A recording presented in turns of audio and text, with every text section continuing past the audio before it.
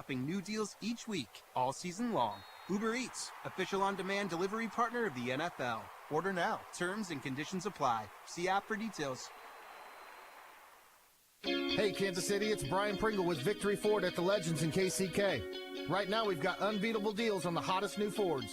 Drive off in a brand new Escape starting at just $29,500 with 1.9% financing for 66 months. Or hop into the new Bronco Sport all-wheel drive starting at $28,000. Tired of seeing those beautiful full-size Broncos cruising around and wishing it was you?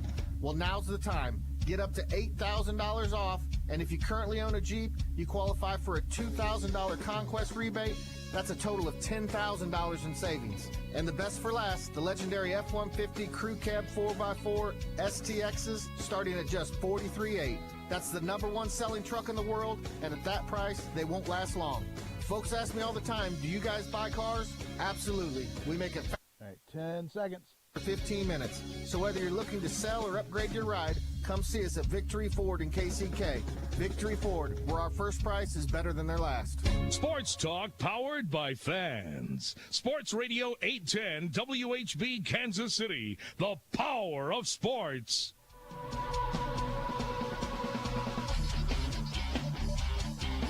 America's largest all-sports radio station presents the #1 motorsports show for over 2 decades, Track Talk, brought to you by Rod-N Supply and the Power Ride Midwest Lightning Sprints. Here are the racing boys, Scott Traylor and Kirk Elliott. Good morning. Welcome to another edition of Track Talk, brought to you by Rod-N Supply. I'm Kirk Elliott in the Racing Boys studio. Scott Traylor out on the road. He's down in Tulsa, Oklahoma this weekend. Sapulpa, Oklahoma, or do we call it Kellyville, Oklahoma? Kellyville. The site of Creek County Speedway. How you doing this morning, Scott? I'm doing all right, Kirk. How you doing? Well, I just, good, watching these races down there last night at Creek County. It was a lot smoother racetrack than what we saw at Tulsa Speedway the night before. Blake Hahn had a much better night last night than he did the night before, that's for sure. Okay, anyway, we have... looks like he froze I think up. Scott already froze up on us here. That's kind of weird. So Zoom. We'll reconnect with Scott here in just a moment, but Blake Hahn won the opening night of the Fuzzies Fall Fling at Creek County Speedway last night, while Seth Bergman clinched his first ever championship in the ASCS. He'd been going at it for a lot of years trying to win his first championship, and Seth Bergman clinched it before the final night last night. So congratulations to him, and we'll try to reconnect with Scott here in just a bit down at Creek County Speedway. Everything was working so great, Todd, until we get the open of the show. So we'll get Scott's take on everything that went on at Creek County Speedway last night. And so, Scott, are you there?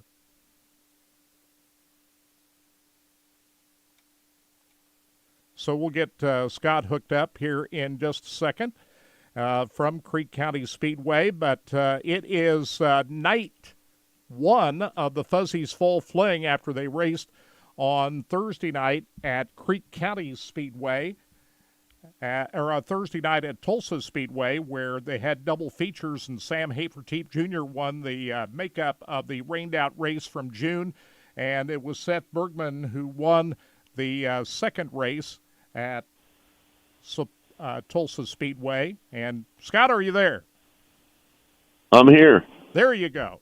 We finally got you reconnected here. You're at Creek County Speedway last night. What did you think of the races last night? Well, I thought the races were pretty good, Kirk. To be honest with you, I was glad to see Blake Hahn win, to be honest with you, because we buy his fire suits. Yeah. So I was awful happy to see him win last night. And Hank Davis, I'm telling you, Hank Davis is a wheelman. He's driving a lot harder than he has been in the 2C car, Wayne Johnson car. Anyway, I think that he showed up pretty big last night. And both these guys, what do you think? I was saying, both these guys recovered from a bad Thursday night at Tulsa Speedway where Hank got upside down, hit the wall, and Blake Hahn also got upside down on Thursday night after a run-in with Sam Hafertepe Jr. So both those guys are feeling a lot better than they did the night before at Tulsa Speedway. Kirk, you do not believe how much damage was done to his car. Both the headers were knocked off of that thing. The top wing was knocked off of it. The front axle was knocked out of it. They had to replace the front shocks on it. It was a mess. It took them all day to get that car ready. You're talking about Blake's car? No, I'm talking about Blake Hahn's car. That's what I'm saying. Yeah, man. That, you know what happened on Thursday night? It looked to me like Blake was holding his line heading into turn number 1, and Sam came down on him. What do you think happened there? That's what it looked like to me anyway. But well, from what I was told, everybody said that Sam came down on him. That's what I thought. Yeah, so yeah. And you know, they did damage to Sam Hafertepe's car. They had a long downtime, and they came out and worked the track. By the way, that track on Thursday night was rougher than heck. And so they spent a lot of time working on the racetrack that gave Sam Hafertepe's time to get that car repaired and back out on the racetrack, and he was able to rally back to a fourth-place finish. But not so fortunate for Blake, as you pointed out. A lot of work had to be done with that car, but that had to be a big win for Blake because it honored his grandmother, Fuzzy, and his grandfather was right there, the whole family, and that's home. So for Blake to come back after what happened on Thursday night at Tulsa Speedway, that had to be a big night for him. It was a big night for him because I did an interview with him, and unfortunately, my Zoom didn't record it.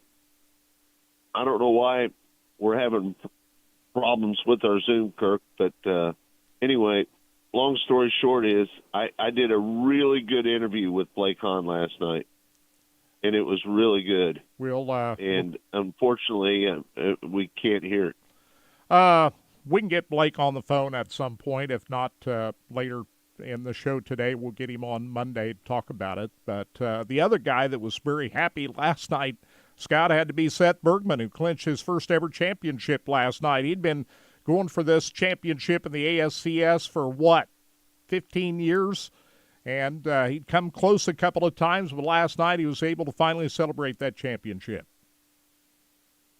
Well, I am so happy for Seth Bergman, to be honest with you, because as you know, Kirk, he's been chasing this for years and years and years. And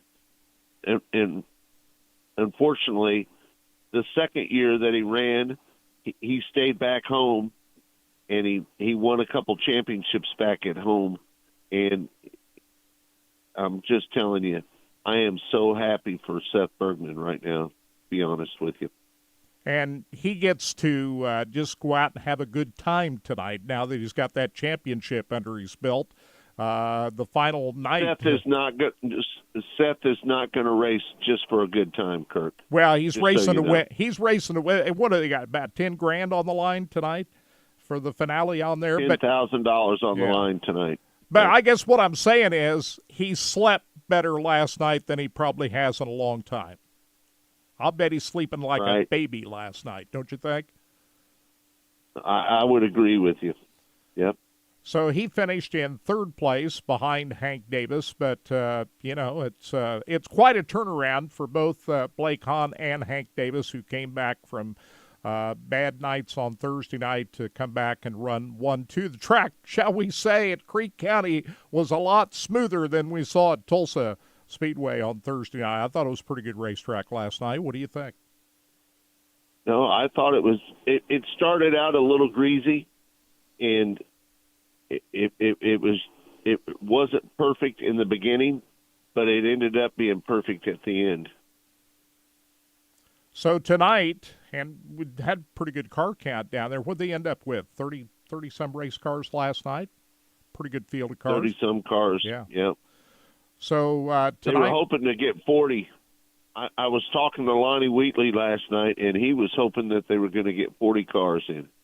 I was looking. They had a 360 sprint car show down at Vado Speedway Park last night, too. Did you see that? They called it the Power I 360s. Kirk, I was at Creek County. I wasn't watching another race. Well, the reason I bring that up, you were talking about they were hoping for 40. They had another 360 event that I see that Rico and Justin Peck showed up to last night that might have taken a few race cars. I'm going down through some of the names that may have come to Creek County Speedway if this event had not occurred.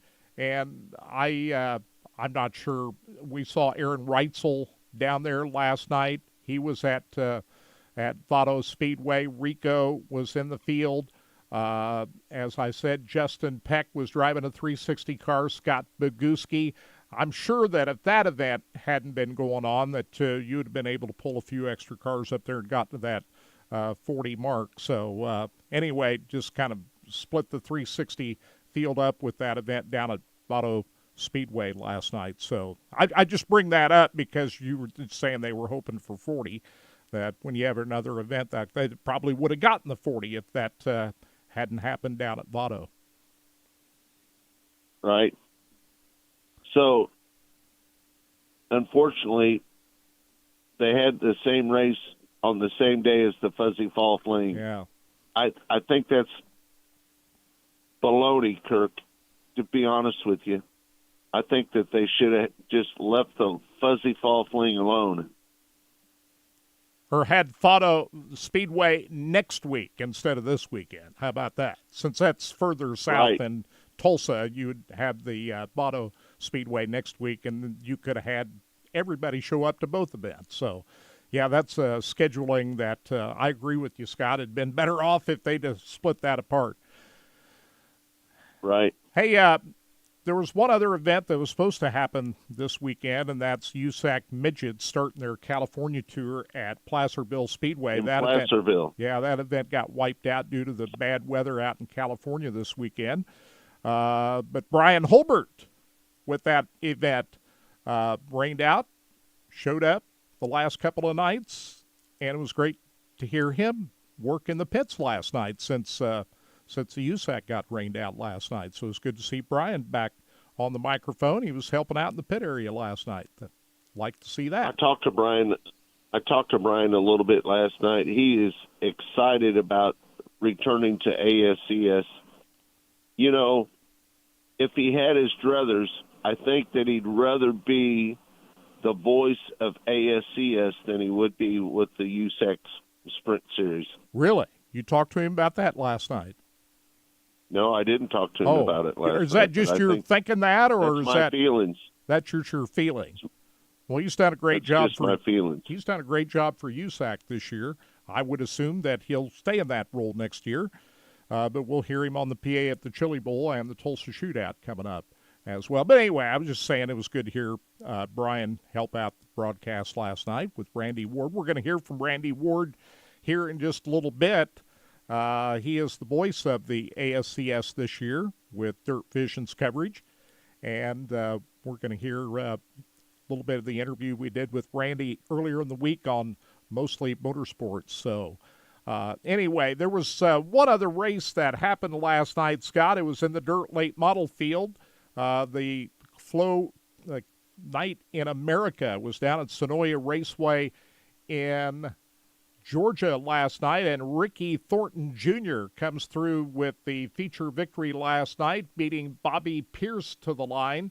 That was a rough racetrack last night down in Georgia, but Ricky Thornton Jr. was able to finish ahead of Bobby Pierce for the feature victory last night. They're going to go at for $30,000 tonight down at Sonoya Raceway. I thought maybe Jonathan Davenport was going to have a pretty good chance at challenging for the win, but he dropped out, had some kind of mechanical problem, and dropped back through the field. And I think he ended up back in 12th. He was one of the first guys. They only had 11 cars that finished that race. That's how rough that racetrack was last night, and Jonathan Davenport was one of the casualties of that. But Ricky Thornton Jr., Bobby Pierce was able to finish 1-2. Garrett Albertson, Dalton Wilson, and Jason Fager rounding out the top 5. So that was all of the racing that went on last night. Scott, we're getting into the time of the year where it's not a whole lot going on. We're getting a little thin on races. Getting a little thin on racing right now. So anyway, that's all of the activity that went on. But one thing for sure, Racing Boys is going to be on all year round, and we're going to cover the racing for you. Absolutely. We do the Mostly Motorsports broadcast on Monday. That's podcast. You can hear that wherever you see your favorite podcast, so we'll continue to do that. We got David Gravel lined up for Monday's show. He is the newly crowned World of Outlaws champion. We saw those races last weekend down at Charlotte, and David Gravel was able to come through with the his first ever World of Outlaws championship. We'll be excited to talk to David about that on Monday's Mostly Motorsports show. So you walking the pits last night down at Tulsa. What else are the big what's else the big talk? What's everybody talking about down there in the ASCS pits? Well, they were all talking about Seth Bergman winning that championship, and I'm so happy for him to win that championship. He's been chasing it for years and years and years, and I'm so happy for him that he won the championship last night. He started off the year, didn't he start off driving his own car? He drove for Wayne Johnson, after Wayne got hurt down at Texas. He stepped in the seat of Wayne Johnson's 2C car, and then he left and went back Hank to Davis his own took car. Over. Yeah, then Hank Davis took over that ride. So he did this in 2 different rides this year, didn't he? He did. And Seth has prided himself on his own stuff over the years, and one of the reasons why he didn't really attack some of these seasons as a full-time driver is because he started his own business during all this time and got that up and running. So that was a big challenge for him. He's in the coffee business, Kirk. Yeah. So he started that, got that up and going, and was able to keep his own team going. So he's been able to juggle a lot of things with his own team, his coffee business, and be able to make this all happen. So he's come close a couple of times and finally was able to pull it off last night at Creek County Speedway. Tonight, it's another night, $10,000 on the line up there. What do you think? What do you look for tonight now that Seth Bergman's got the championship and Blake Hahn won last night? What do you think's going to happen tonight? I think Seth Bergman is going to be racing hard. He did last night. He run third last night. Hank Davis is another guy that's going to be a major player in tonight's action. And there's a good group of cars down here, Kirk. You know one guy I'm rooting for tonight? He's not won a race yet this year, Matt Covington. Who? Matt Covington has not won a race yet this year. What do you think? I'm rooting for him. If there was anybody else that I would root for winning a championship, it would be Matt Covington, because he hasn't won a championship with the ASCS National Sprint Car Tour, and he just hasn't done it. But I'm rooting for him. Hopefully next year he'll be able to win that championship. Hey, one other thing that comes to mind last night watching the races, a couple of guys hit those tires that are down on the inside of the racetrack. One of them was Zach Hampton, who hit one of those tires and broke shocks and I don't know what else on the front end of that car, and he went flippant right after that. A couple of those guys got a little bit too close to those tires down on the inside of the racetrack last night. Zach Hampton was one of them. Yep. There were several of them that hit the Uke tires down there on the bottom, Kirk. And last night there was more than one. Yeah, and Hampton, that happened in the dash. That was a pretty eventful dash last night, wasn't it? And that's where Zach Hampton hit that inner tire, and he didn't end up. They got that car repaired and back out on the racetrack, and he was still able to come back and get a sixth-place finish out of that last night. He was able to get he was in the dash, so he was able to start where you'd finish in the dash sixth. He started sixth, ended up sixth last night, so Hampton was able to make repairs on that car, get it back out there, and still run the A main. I'm without a computer, Kirk. We've got all kinds of technical issues this morning, don't we? Right. Anyway, we will. I'll tell you what. Let's take a break.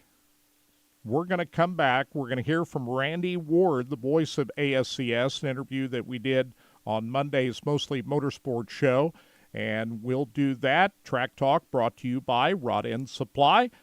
I'm Kirk Elliott, Scott Traylor in Tulsa for the big season finale weekend of the ASCS, and we're thanking you for joining us here on a Saturday morning. We're coming right back.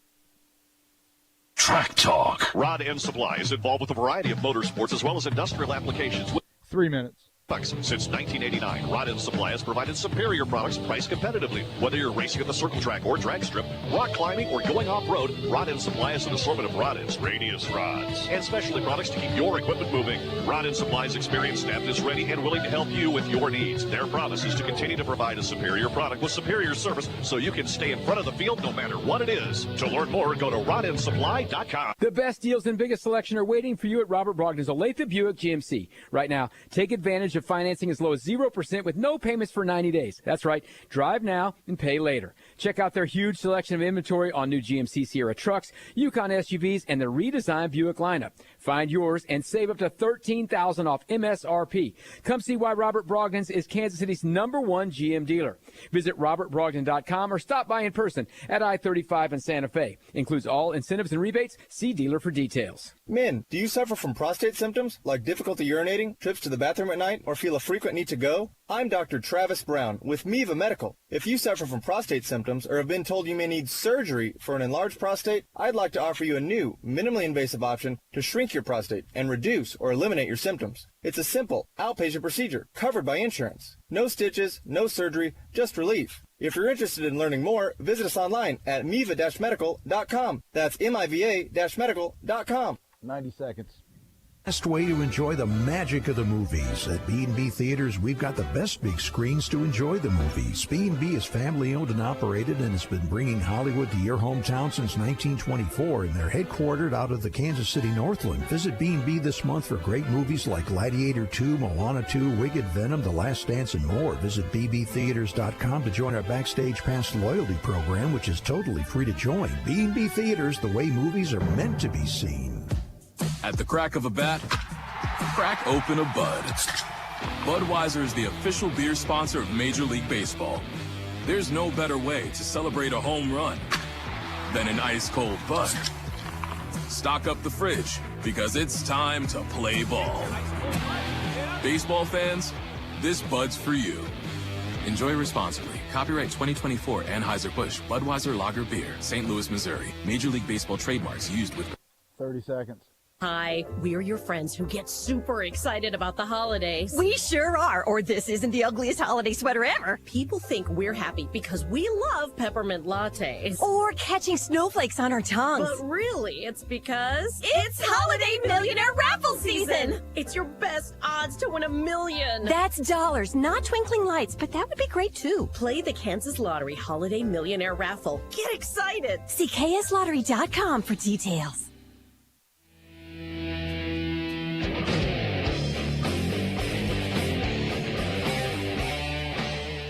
Welcome back. Track Talk on a Saturday morning. I'm Kirk Elliott. Scott joining us from Tulsa, Oklahoma, Creek County Speedway to be exact, where the Fuzzies Fall Fling is going on. The voice of the ASCS is Randy Ward, and on Monday's Mostly Motorsports show, we had a visit with Randy, who highlighted the 2024 season in the ASCS National Tour, now under the hands of the World Racing Group. And here is part of that conversation.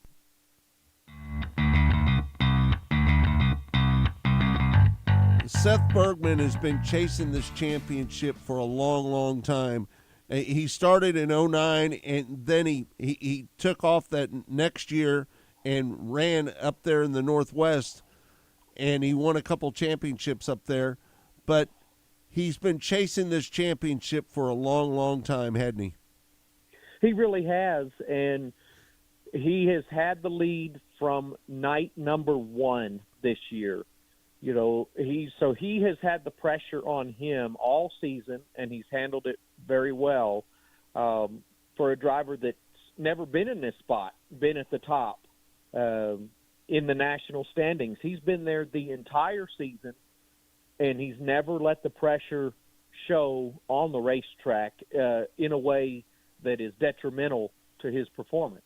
You know, that just shows that over these years he's built up the right mindset to be able to get it done. That experience is coming to fruition this year. He's been to victory lane 6 times, but he's been in the top 5 20 nights out of 27 features that he's run this year. That's pretty amazing, isn't it? To have 20 top 5s and 24 top 10s out of 27 races. That's pretty remarkable, isn't it? It just shows that he knows what it takes to run his race car and to run it well. And he started the year even in a different car. The first 2 nights of the season were in a different car. He had good results there, a first and a second. And then he moved back to his own car, and he's run it the rest of the season. And he just knows what he wants it to feel like when he drives. And I think when you're comfortable in the car, like we've seen Seth all season, right, it gives you that opportunity to finish up front because he knows what he wants that thing to do. He's had the bad in the past, and he's got it right where he wants it this season. You know, and frankly, it's good to see a guy that has worked for several years to finally get there and get a chance to take a breath and experience what it's like at the top. Hey, Matt Covington and Hank Davis, those two, Hank Davis, he had 3 wins this year. Matt Covington, 0 wins this year. What do you think? Wow. What do you think the problem is with Matt Covington not winning races this year? Because he looked fast at times, didn't he? Well, he has. You know, he's never been a guy that's going to jump out there and win 10 of them in a year like Right. Sam Hafertepe will do. But he's somebody that's going to get him 1 or 2 every season. He had the lead at Dodge City earlier in the season and got into a lapped car and went off on the hook. He was racing for the lead at Paducah, Kentucky, and a lapped car got a flat tire in front of him and slowed up right off corner exit, and he ran over that car. It, you know, just circumstances when he's finally been at the front has prevented him from finishing up at the front in those top 1 or 2 spots.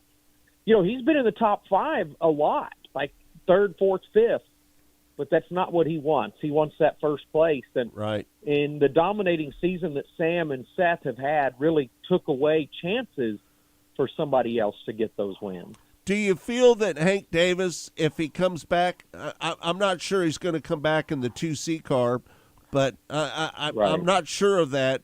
But 2C cars going World Outlaws, isn't it? They're going to World of Outlaws this year, next year. Yeah. Hey, what do you think about Hank Davis as a driver?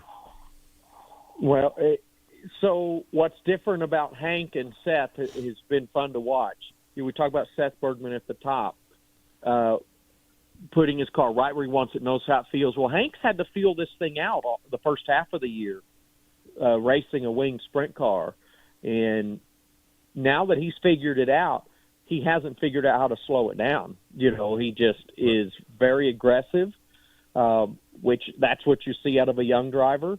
He's aggressive out of somebody that's racing for a job because, as you mentioned, we don't know where he'll land in 2025 because the seat he's in now with the 2C, the Carlisle race car, and Wayne Johnson crewing it, is going back to the World of Outlaws with Cole Macedo driving it. So Hank will have to find something to do in 2025. And if he wants to run the American Sprint Car Series and contend for a championship, well, he's out there trying to show people, look, I'm somebody that you want in your car, and I'll get us to victory lane. And he's done that 3 times as a rookie. So what can he do next year?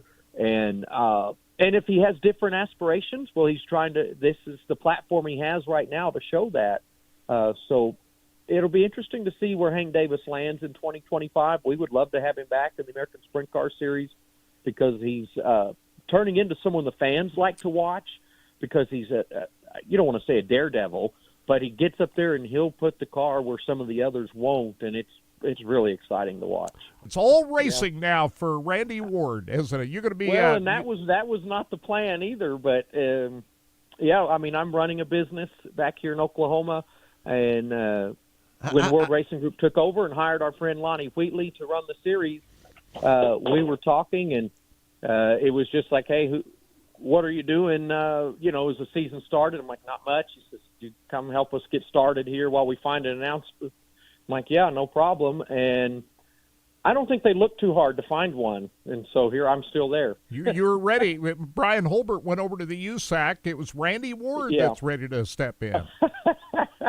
Yeah, and Brian's done an excellent job over there, getting to follow along with those new journeys for Brian. And, I'm sure he's proud of what the American Sprint Car Series is doing. I know you guys are. And we appreciate everything you guys did with your Racing Boys platform for many, many years covering the American Sprint Car Series. You're part of our history as well. When the World Racing Group took over the ASCS, I think there was a lot of questions about the future of the ASCS, but now that we've seen a whole season, the car counts have been really healthy. Watched all these races on Dirt Vision. I got to give it an A+ rating on what I've witnessed this year. What's been the key factor of what World Racing Group has done to really bring the ASCS brand back to the prominence here? They've done a great job, and it's great that they have the statue of Emmett Hahn as the trophy. Mm-hmm. Well, I appreciate your kind words to what the American Sprint Car Series has accomplished this year. We've got a lot more growing to do and a lot more to accomplish. But I think, here we are the last weekend of the season, and we've got 12 drivers that have made every race, and then 14 that have made all but 1 or 2. And then, we had a couple others that had intentions to run, and injury sidelined them or suspension has sidelined them. So our car count of followers has been really good, and I think that's due to the history of the World Racing Group showing over the years with the World of Outlaws and the World of Outlaw Late Models and the Super Dirt Car Series that, hey, this organization not only will say that they're going to put out a good product, they'll back it up. And so I think that gave these drivers trust that, okay, they're going to give us something to race for. And then the platform of Dirt Vision is another thing that helped a little bit for some of these guys, for their families and sponsors and fans to be able to watch them every race throughout the year on the Dirt Vision platform, I think is not a bad thing either. So, but I think it's just the trust of the World Racing Group, knowing that organization is going to take care of them, and they're going to make this better. And so while it feels like a new start, getting in on the ground floor here in 2024, but it's really not the ground floor because of what Emmett Hahn built many years ago when he started the American Sprint Car Series. And you bring up his name, and that's with the Emmett Hahn Championship Trophy now, his legacy will live on with this series forever. Randy, you're doing a great job on the PA these races. Tell us about your pit reporter there. I'm not as familiar with him, but he's doing a good job too. Yeah, so that's Brett Baldeck. He's out of Charlotte, North Carolina. He had some time, kind of a similar background to myself. He did some local news reporting, and he got out of that industry and is working for the city of Charlotte, but still had that desire to do some type of reporting, and he loved sports and races. So, and the World Racing Group is headquartered in Charlotte.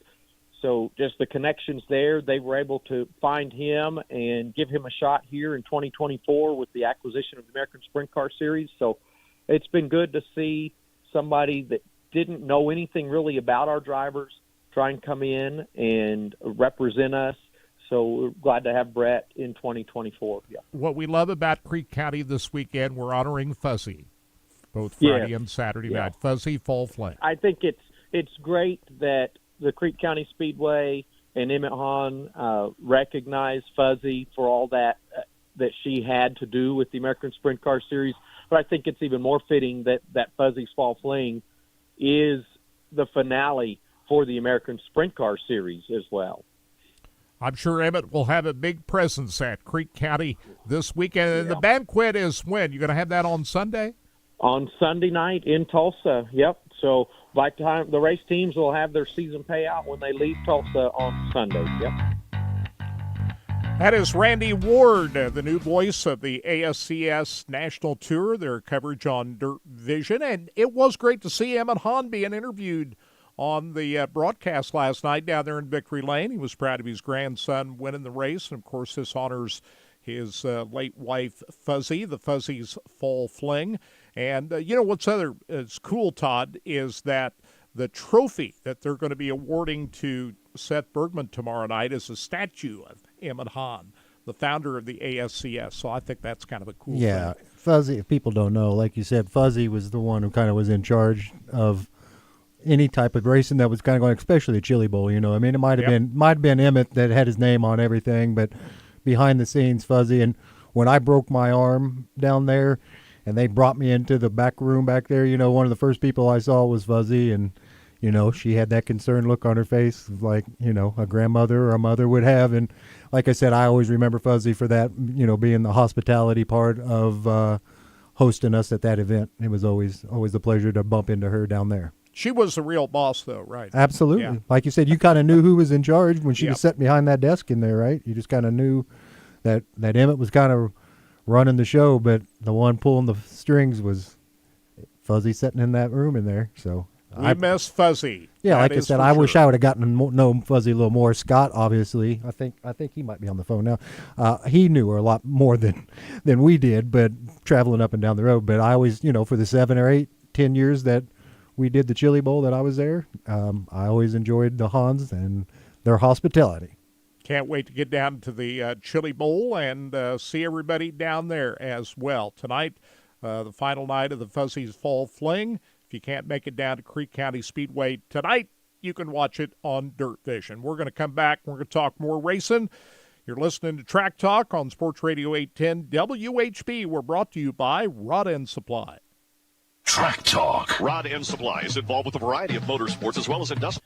2.5 minutes. Types of products. Since 1989, Rod End Supply has provided superior products priced competitively. Whether you're racing at the circle track or drag strip, rock climbing, or going off-road, Rod End Supply has an assortment of rod ends, radius rods, and specialty products to keep your equipment moving. Rod End Supply's experienced staff is ready and willing to help you with your needs. Their promise is to continue to provide a superior product with superior service so you can stay in front of the field no matter what it is. To learn more, go to rodendsupply.com.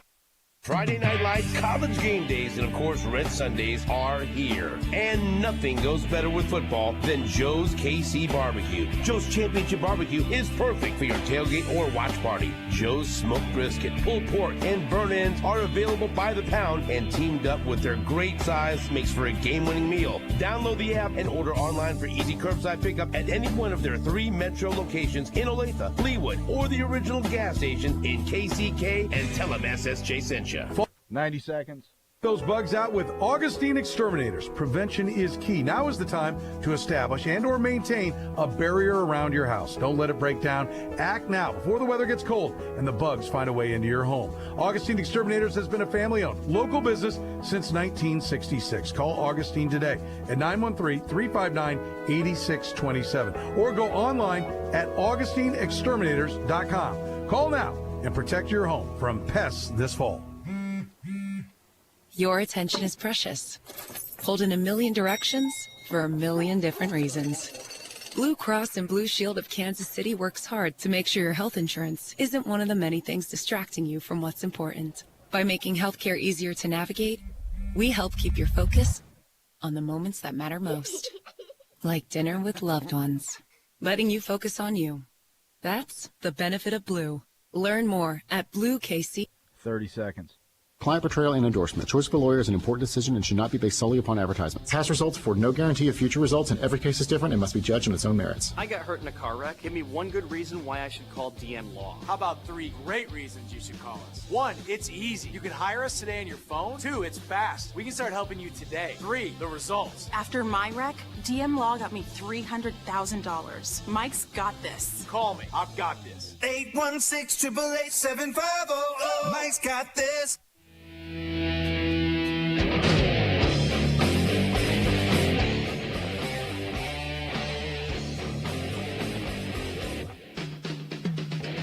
You're listening to Track Talk here on the Sports Radio 810 WHB. We're here every Saturday morning. Want to remind you we have a Monday show at 12 noon that we stream live on racingboys.com, our Facebook and YouTube pages, and we podcast that show. Monday, we've got David Gravel, the newly crowned World of Outlaws champion, scheduled for the show, so we hope you join us for that. And, of course, we're here for Hour 2 exclusively on Racing Boys. Coming up the top of the hour, College Game Day, but Hour 2 of Racing Boys will continue on our website, racingboys.com, Facebook, and YouTube pages, so we hope you stick around for that. The National Sprint Car Hall of Fame and Museum is giving away a sprint car coming up next month. 2 days before Christmas, December 23rd, you can win a brand new race-ready 410 cubic inch sprint car. It's a XXX chassis with an Al Parker Racing engine, and you can get signed up for that. Of course, all the proceeds go to the National Sprint Car Hall of Fame and Museum. If you put in a promo code HOF25, you get 25% more tickets.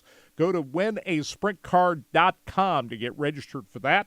And we got the Corvette given away next year, 1 week after the Knoxville Nationals is completed.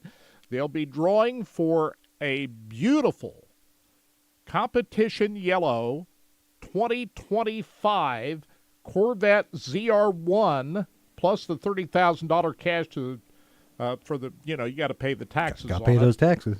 It's a ZR1 with a ZTK performance package. This thing's powerful. It's got over 1,000 horsepower. Look at the trim on that, Scott Kirk. It's got yellow pinstriping on the seats and the leather seats and on the armrest to match the outside of the car.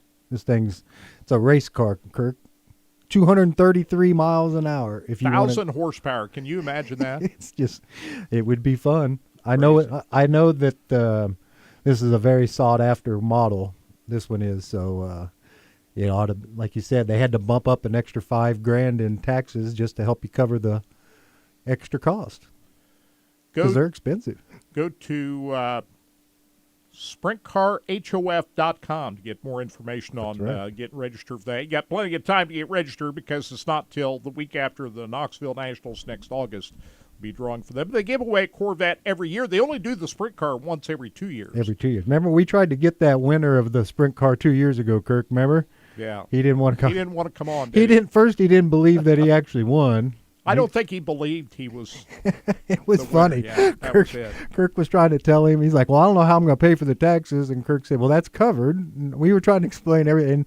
He's like, nah. He was worried about that, wasn't he? He was. And he said, nah, I don't think I'll come on. And we were going to try to bring him on the show as part of as part of Sprint Car Hall of Fame being, as one of our sponsors, and thought it'd be kind of cool to interview him. And he didn't want nothing to do with that. But like you said, that was 2 years ago. So maybe if you're a race car driver, it'd be worth throwing in a few raffle tickets, Kirk, because you might win you a brand new car. That's it. And you can win a sprint car. Ready to race. If you get signed up for the sprint car, go to winasprintcar.com for that. And of course, not too early. It is all of a sudden. Can you imagine Christmas is next month already? Yeah. Crazy. If you want to do some Christmas shopping, they got a lot of great stuff in the gift shop. Go to sprintcarstuff.com. National Sprint Car Hall of Fame and Museum open 7 days a week, year around. There's one other big racing event this weekend. The NHRA will be deciding their championships this weekend. Yesterday, not so good with the weather. I guess all over California it's raining because, the sprint cars or the midgets got wiped out at Placerville this weekend. And apparently Southern California has been hit with rain, too, because they had to stop the qualifying yesterday for the NHRA. I think they only got part of the first round in, so hopefully the weather will cooperate today. I saw somebody posted, this is one of our 4 days a year we get rain in Southern California. You don't think about stuff getting rained out at Pomona, California. It's Southern California. You pay extra to live there because they make the weather nice, right? I mean, that's why it costs. But yeah, I'm with you, Kirk. You schedule that event just knowing that you're going to get it in, because what's the chances of rain going to knock out the whole weekend or the whole day in Southern California in November. So I'm like you. I was ready to watch a little bit of it because there wasn't much else to watch yesterday or this weekend. And now we're looking at, hopefully the rain will clear up today and maybe they can get everything in. Hopefully. We keep our fingers crossed for that. As we mentioned, championships still yet to be decided in all three of the professional categories, the nitro categories, Top Fuel, Funny Car, and Pro Stock. Justin Ashley leads by 44 points over Antron Brown. Sean Langdon is 45 points back. Doug Coletta, the defending champion, is 85 points back, along with Steve Torrance. They're tied, and 93 points back is Clay Milligan. I think it's down between Justin Ashley, Antron Brown, and Sean Langdon. That's what I think it's down to. It's going to be exciting to watch, see how that all plays out. And in Funny Car, Austin Prock is going to be the champion because second place is John Force. Now, John hasn't raced a car since June when he got in that bad wreck at Richmond. Jack Beckman has been driving that car. He wasn't able to compete at Dallas because of some vertigo issues, but Jack Beckman is back in the seat. He was at Las Vegas a couple of weeks ago. But Austin Prock is going to wrap up this championship, and that'll be his first in Funny Car. He's filling in for Robert Height, who hasn't driven all season. He had his own health issues. A lot of people. Robert is still around. But Austin Prock's been driving that car. What I'm thinking is if Robert comes back and drives his own car, look for Austin Prock to drive John Force's car. Yeah. That's what I'm thinking. Yeah, I'm like you. That's you don't want to be driving a car with vertigo. If you've ever had a bout with vertigo before. He was the number one qualifier, too, at Dallas here when that happened. And wasn't able to compete on Sunday. That's not something you want to be when you're driving 300 miles an hour. You don't want to have the world spinning behind your eyes. It's not a good thing. Pro Stock's going down to the wire. Aaron Stanfield with a 32-point lead over Dallas Glenn. Greg Anderson is third. Erica Enders going for another championship. She's out of it now. She's back and forth, 128 points back. So this thing is down, I think, between Aaron Stanfield and Dallas Glenn to win in Pro Stock. As far as Pro Stock motorcycle is concerned, Gage Herrera going for his second straight championship. He's got that all but wrapped up. Matt Smith, the six-time champion, is 123 points back. So it's going to be interesting to see what happens the rest of the weekend. That Top Fuel battle is the one to watch. That one is going right down to the wire. So we'll be watching that on Fox and FS1 throughout the weekend. Hopefully we can get that in today. I haven't looked at the weather forecast out there, but fingers crossed we get something. Hopefully it gets better. Something to watch. The rest of the weekend. Did you hear about that fight last night, Kirk? Wow. Or I heard guess you you talking about it this morning. Okay, we got Jake Paul versus Mike Tyson. At what is he, 59? 58 years old, be 59 coming up. So this is a disaster, huh? Hey, Jay, you're back there at the studio. You stayed up and watched it. I did, and it was very, very disappointing. To say the least, right? We got to talk about this. This not only was the fight a disaster, but the broadcast didn't work out so well, huh? No. It was stream. If people know anything about the streaming, I don't know. We know in our business, Kirk, we've been in our business. We dealt with this before with streaming issues. You do not want to have to be making refunds today. We've been there, Kirk, where we've woke up the next day and had to cut the checks and refund the credit cards, and there was a lot of problems last night. Not only technical side, but the actual boxing match itself, if you want to call it an exhibition. Even the announcers 28 had a punches problem. or something. It was not. It was a. Wow. It was. If Netflix was trying to use this to promote live events that they can do, this was not something that they're going to want to hang their hats on, because it was a disaster. From What do you think about this, Jay? You watched it. I had high hopes for it. But as soon as the fight started, it was like once the screen finally loaded. I mean, at one point, it was still buffering on the women's fight from before Jake and Tyson, and by the time the screen actually loaded and all that, they were on the fourth round, and on my screen they were just starting to box. Yeah. So if you were paying attention to social media and trying to watch it, you were having a bad time. Yeah, because you were like, I'm way behind. And depending on where you were, it was buffering a different, like you said, everybody. It wasn't just like on one specific, network or what have you. It was everybody across the board. I couldn't get it to load on my TV. I couldn't get it to load Exactly. on my phone. And by the time it actually started loaded, it actually buffered up to the point where you could see the fight. Most of the people had already left. Yeah, and, I could tell. And then I got to watch an old man walk around the ring and Not swing. Yeah. So that was it. It was a disaster. I put more effort into getting out of bed in the morning. than I Mike Tyson completely did in the agree. fight. I think he wore himself out during training, and he had nothing left. Right. So No. Mike Tyson threw how many punches the whole fight? I don't know how many he threw, but he landed 18 total in the fight. It's not good. I'm sorry. I mean, like you said, anybody gets in the ring with Mike Tyson, you still have to be like, you have to hold your breath, because you don't know what could happen. His mind might snap. Yeah, the whole fight, I was waiting for him to just pop off. To turn into the Mike we knew. He didn't. Yeah, he didn't start biting his ear or anything like that. Nothing. No, but he had a perfect opportunity, because, like, in the last 10 seconds of the fight, Jake Paul decided he was going to start bowing in appreciation. And hugging him. And yeah, the Mike Tyson we grew up watching would have just knocked his head into the fourth row. Yeah. And it just didn't. It didn't do that. He used to say, like you said, he wanted to eat your children. I mean, he was he was a different cat. And what we saw I'm just going to say it. We know it was more or less a money grab thing, and nobody was going to punch anybody hard in the face. And if you got caught, you've been training for a shot. He wasn't going to land the Mike Tyson uppercut that he hit Bo and all these guys, Spinks, and all those. That shot was not coming, and I know that Jake Paul didn't have to worry about that shot all night long. I don't know who to feel worse for, the people that were trying to stream it, or the people that paid the $2 million for the ringside seat. Man, there were some high. Did you see some of the prices for some of those? Literally, you were paying to be on TV, right? Where did they have this thing? Where was it? It's at AT&T Stadium. AT&T Stadium in Texas. So, it was a monster event, but did they fill the stadium?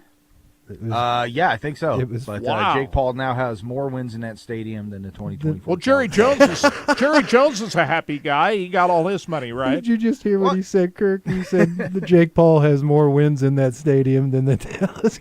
That's awesome, man.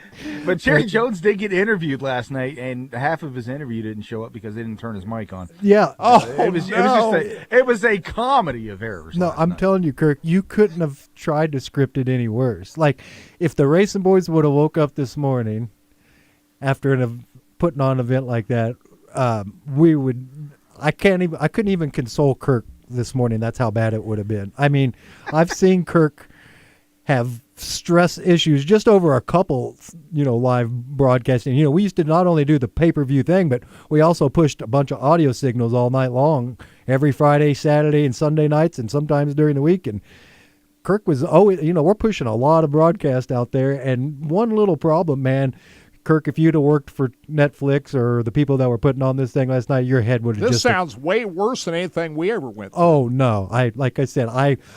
I took a big, deep breath. We didn't have any disaster. I want to explain to people, we didn't have any disasters. No, we had a couple of issues. Here's the issues that we had. Some guy in Timbuktu, Iowa, couldn't get his signal, so we'd have to give him his money back. It probably wasn't even our fault. Yeah.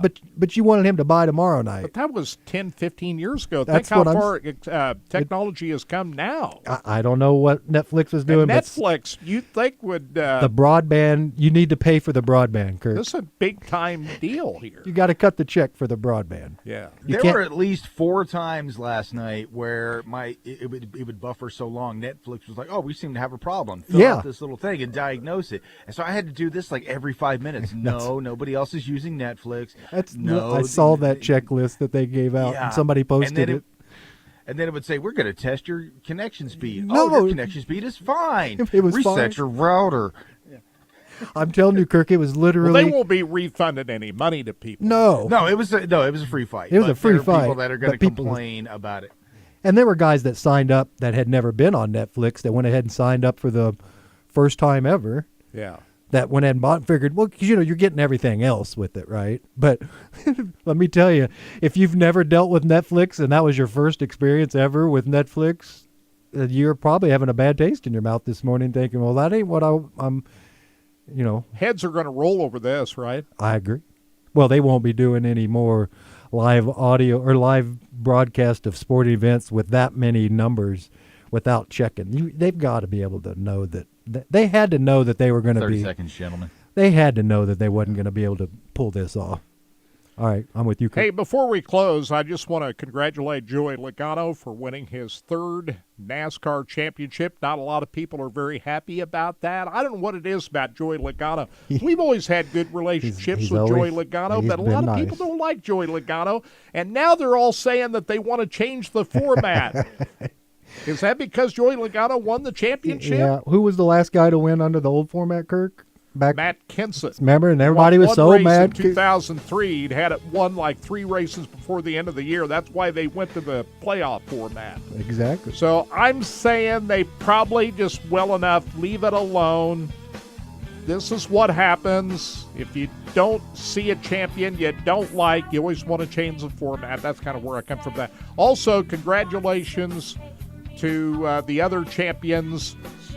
We had Ty Majeski winning the Truck Series championship, and Justin Allgaier. Happy to see him win the Xfinity Series championship. Thanks for tuning in. Appreciate you being here. Thanks to Todd Surprise. Jay Powers will hook up with Todd again in hour 2 exclusively on Racing Boys. Stay tuned for College Game Day coming up next. Join us next Saturday morning for another edition of Track Talk. Have a good rest of the weekend, everybody.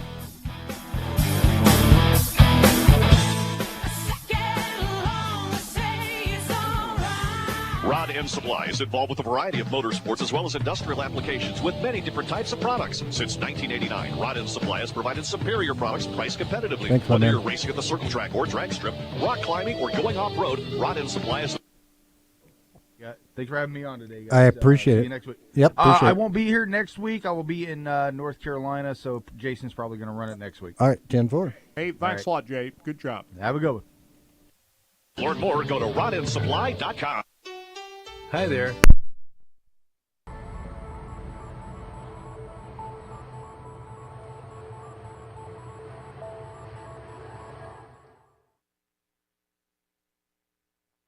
Rod End Supply is involved with a variety of motorsports as well as industrial applications with many different types of products. Since 1989, Rod End Supply has provided superior products priced competitively. Whether you're racing at the circle track or drag strip, rock climbing, or going off-road, Rod End Supply has an assortment of rod ends, radius rods, and specialty products to keep your equipment moving. Rod End Supply's experienced staff is ready and willing to help you with your needs. Their promise is to continue to provide a superior product with superior service so you can stay in front of the field no matter what it is. To learn more, go to rodendsupply.com. Here at Specialty Sportswear in-house, we do all of the screen printing, all the embroidery. We do some vinyl. The other add specialty items like your pens, magnets, notepads, calendars. You can actually buy that, build your business to make it larger. We have the largest screen printing process and the largest embroidery anywhere around in the area. We can do stuff all the way from your school clubs to sports teams, a professional look in the office. If you can imagine it, we can do it for you.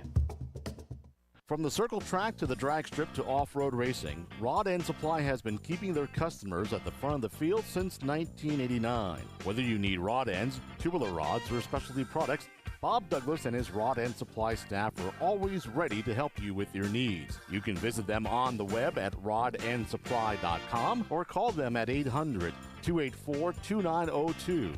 That's 800-284-2902. Rod End Supply, keeping you at the front of the field.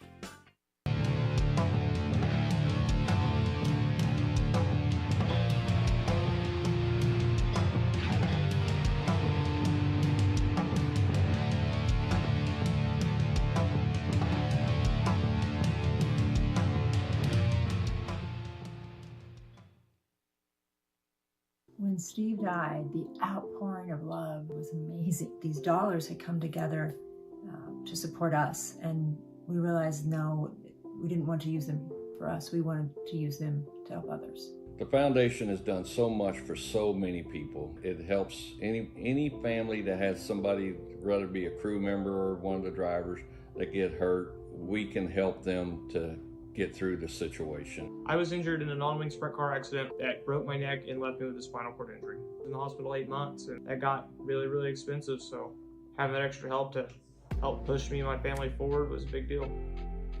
Yes, Steve's death is the reason the foundation exists, but it's Steve's life, and it's the lives of racers everywhere is the reason we're able to do the work we do.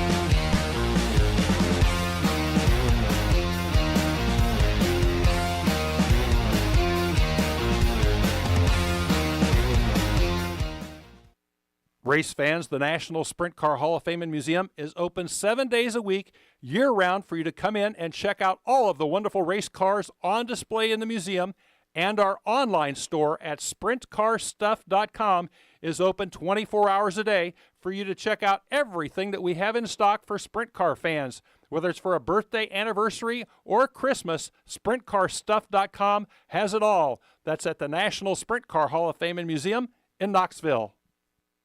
Go harder, faster, stronger with Rod End Supply. Whether you are running industrial, farming equipment, or a race car, Rod End Supply has the assortment of rod ends, radius rods, and specialty products that will help you lead the field in performance. Our superior design means our rod ends last longer and perform better, giving you the edge on the track and saving you money. Contact Rod End Supply or order online today at rodendsupply.com. We don't just sell them, we race them.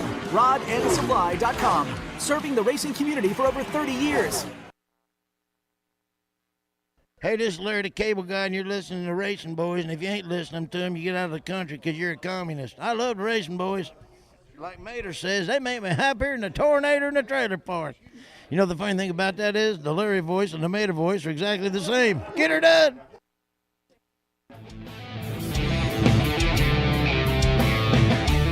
It's time for America's most unique motorsports show, Track Talk, brought to you by Rod End Supply and the Power Ride Midwest Lightning Sprints. Here are the Racing Boys, Scott Traylor and Kirk Elliott.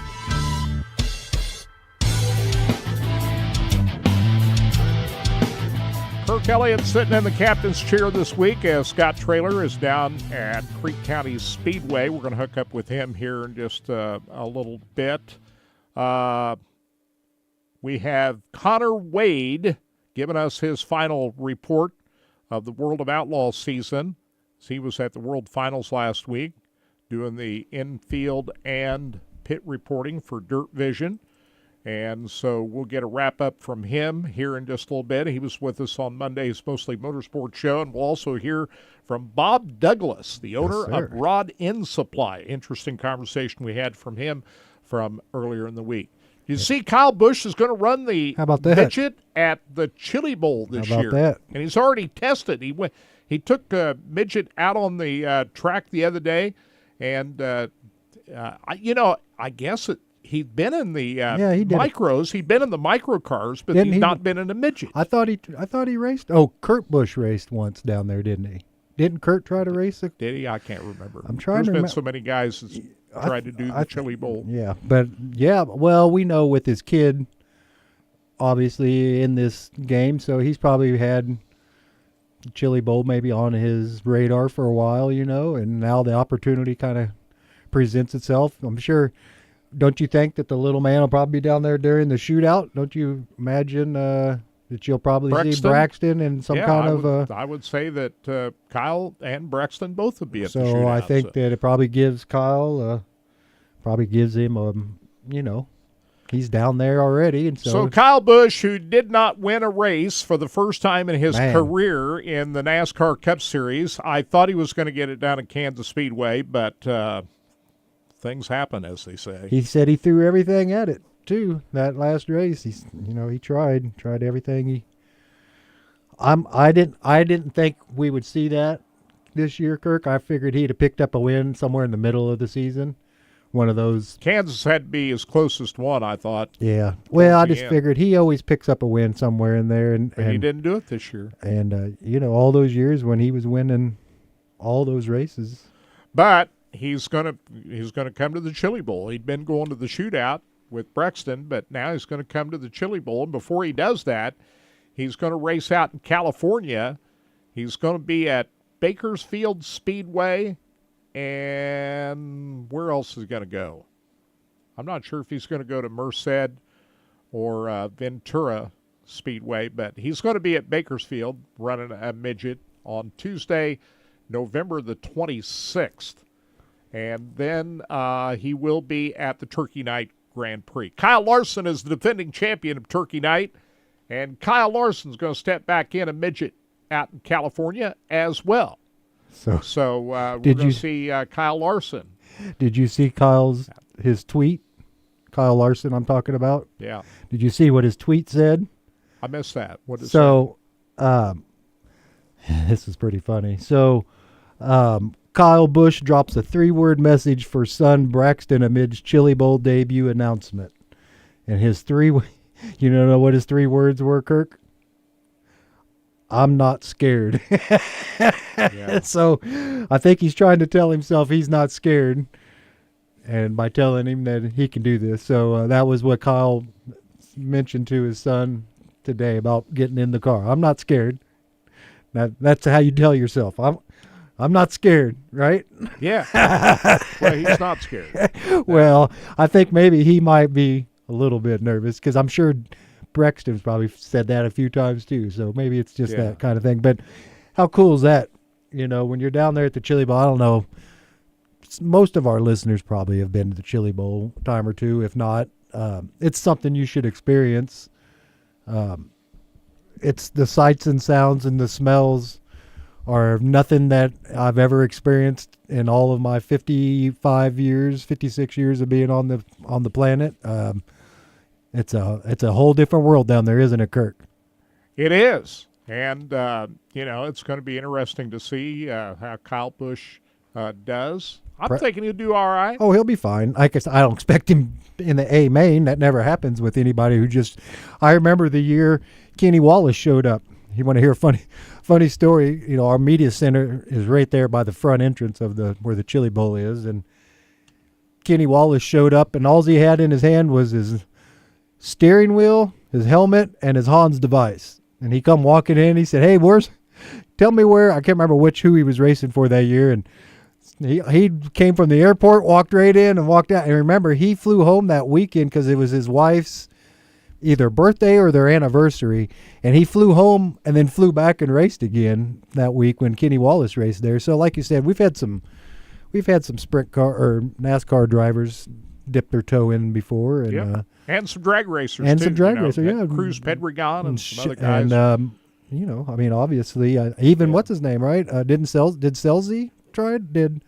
I'm not sure Gary Selsey did. No, I don't think. I don't think Gary Selsey did. No. But looks like practice starts on January the 12th. First day of practice for the Chili Bowl. We're looking at a little. That's Sunday. We're looking at a little video right now from the website, and Sunday practice. That's right. So we're looking at the announcement that they've got right there, and all the information starts on Monday, January 13th. That's right. So, January 12th through the 18th is everything. So yeah, like you said, I haven't been down there in a few years, Kirk, since we stopped doing the Chili Bowl. I haven't been down there, but I told Matt that I might come down there. Probably won't be there this year. We got some stuff we're doing, but probably next year I'll probably be down there. I'm going on vacation You never said you'd never go back. Well, like I said I'd never go back. I may never go back to work, but I may go back to play. You know, Go down there and just have fun. The Tulsa Shootout is the 39th annual Tulsa Shootout is December. Let's see, the first night is on Thursday, December 28th, and the final night is New Year's Eve, Sunday, December 31st. Those are the dates for the Tulsa Shootout. And the Chili Bowl is January the 13th through the 18th. Yep. Is the Chili Bowl. So the shootout move-in day is the 30th, and the actual race is 31st through January 4th. So, but move-in day for the Tulsa Shootout is December 30th. So, boy, people will be having their New Year's. Oh, yeah, you're right about that. It's yeah, I'm looking at their website right now. December 31st through January 4th. 4th, yep. So move-ins on the 30th, and the first night will be racing. And boy, we know how that is down there, Kirk. When it falls on a New Year's Eve, things can get a little riled up down there. Let's just say that the partying really starts to take a hold if a New Year's happens to fall on the same day as one of these races down there. I think me and you, we celebrate a lot of New Year's Eves down there. Me and you and Kirk and Scott and all of the camera guys and stuff. We've all been to a few places and toasted the evening in, right? We've done that a few times. So yes, we have. Kind of like you said, I miss it, but I don't miss everything. But there's some things I don't miss at all about it. Now, Kyle Busch, getting back to Kyle Busch, he's going to drive his own race car. With I saw that. Sponsorship from Flow Racing and Lucas Oil on that car. So that's going to be a challenge. He's owning his own race car. I'll be interested to see who he has to help him out with all that. But I can tell you one thing about Kyle Busch. He doesn't go just to play around. He wants to win. So he's going to make his USAC midget debut as well, huh? Yeah, before that, he's going to go out to, it says, Bakersfield. Yeah. On November the 26th. And then he's going to go race the Turkey Night Grand Prix on Saturday, November 30th at Ventura Raceway. So as far as Kyle Larson is concerned, he's going to drive a Silva Motorsports car this year. And his plans are to race the November 22nd and 23rd November Classic at Bakersfield. On November 26th. Like he added 3. No, I take us back up here. Merced Speedway, November 22nd, 23rd. Bakersfield, November 26th, and Turkey Night Grand Prix on November 30th. Yeah. And Kyle Larson is the defending winner, and he is a 4-time winner of Turkey Night Grand Prix, Kyle Larson. So. Yeah, so he added 3 of those events to his schedule is what there's a story there on Flow Racing. But yeah, so he'll be racing. He won't be back at Chili Bowl, did he say? Is that right? I think it's going to be really hard for him to do that because he's going to be out in Australia racing in that high limit event. That's right. I forgot. That's, what is that, between Christmas and New Year's out in Australia. So I got it. I think I heard that he was going to try to go to the Wild West Shootout again, so I'm not sure if Kyle's going to be able to make the Chili Bowl. He tried it last year. If you remember, he showed up on one of the qualifying nights and didn't end up so well. He didn't come back on Saturday. Yeah. But he did show up at the Chili Bowl last year. I'm not sure he's going to be able to do it this time. I don't know. We'll see. You can't say that he won't be there. Kyle Larson will do whatever he wants to do. Well, he's a true outlaw driver in the sense of he'll just show up where he wants to show up. And is the IndyCar driver Ferrucci, is he scheduled? Santino Ferrucci? I'm not sure. So we'll get it won't be long now before we get the early entry lists. Casey Kane might be racing Chili this Bowl. year. He's been racing a lot lately. He might actually dip back in there. He Casey's backing up from racing a full high limit schedule next year, so I think he's just going to I think it's just dialing it back as far as his schedule is concerned. And Casey not going to race the full-time high limit series next year, but I don't know. I don't think he'll be at the Chili Bowl this year, but you never know where Casey Kane. He also has the ability to show up wherever he wants to. He's team owner too. He owns Brad Sweet's car, who just ended up winning the high limit championship. Scott, are you there? I'm here. So you're at Creek County Speedway right now. How do you like the races last night? Well, I thought they were pretty good. I thought that, Kirk, you and I, we buy fire suits for Blake Hahn. Yes, and sir. I was really happy to see him win last night. But Hank Davis gave him a heck of a run right there at the end of the race. Did you notice that, Kurt? He did. And both these guys rebounded from a pretty tough Thursday night out of Tulsa Speedway, wouldn't you say? I mean, Right. both of them, they had a lot of equipment to fix. Hank Davis driving Wayne Johnson's car, and Blake Hahn after that run-in with Sam Haferteep early in that feature event on Thursday night. They had a lot of work to do to get ready for last night, both of them. Right. So Blake Hahn had to replace the headers on his car, the front axle, the top wing, and the front shocks on his car. That's how bad he tore it up, Kurt. And he got hit hard by Sam, too. And Sam had enough damage on his car, but they were able to get his car fixed back out on the racetrack, and he ended up fourth that night. So, but I think everybody agrees, and, I like Sam. He's a great champion, great drivers, won a lot of races this year, but it looked to me like he came down on Blake at Tulsa the other night. That's the way it looked like That's to me. what everybody else. Hey, just so you know, Sam come over and apologized to Blake last night after the race. Oh, he after did? Up at Tulsa. Okay, Yeah, that's cool. He come over and apologized to him. Well, that's one thing I like about Sam. He's a pretty honest guy. Sam is not the kind of guy that apologizes every time that he makes a mistake. Kirk, you should know this. You should know that Sam is not the kind of guy that apologizes much. So this was a shocker, huh? That Sam came over there and apologized to Blake? It was. Yeah, well, I looked at that several times. I rolled that back and just, I just rolled it back and looked at it several times, and there was just no question in my mind what happened there. So tough night for Blake. But what do you think? What do you think Blake's going to do next year? I'm not sure what he's going to do next year. I don't know if he's going to run for the ASCS National Championship or if he's going to run like he did this year, just run a bunch of 410 stuff. Yeah, a lot of pick and choose, run a lot of 410, some 360. That's been the operation over the last couple of years now for Blake.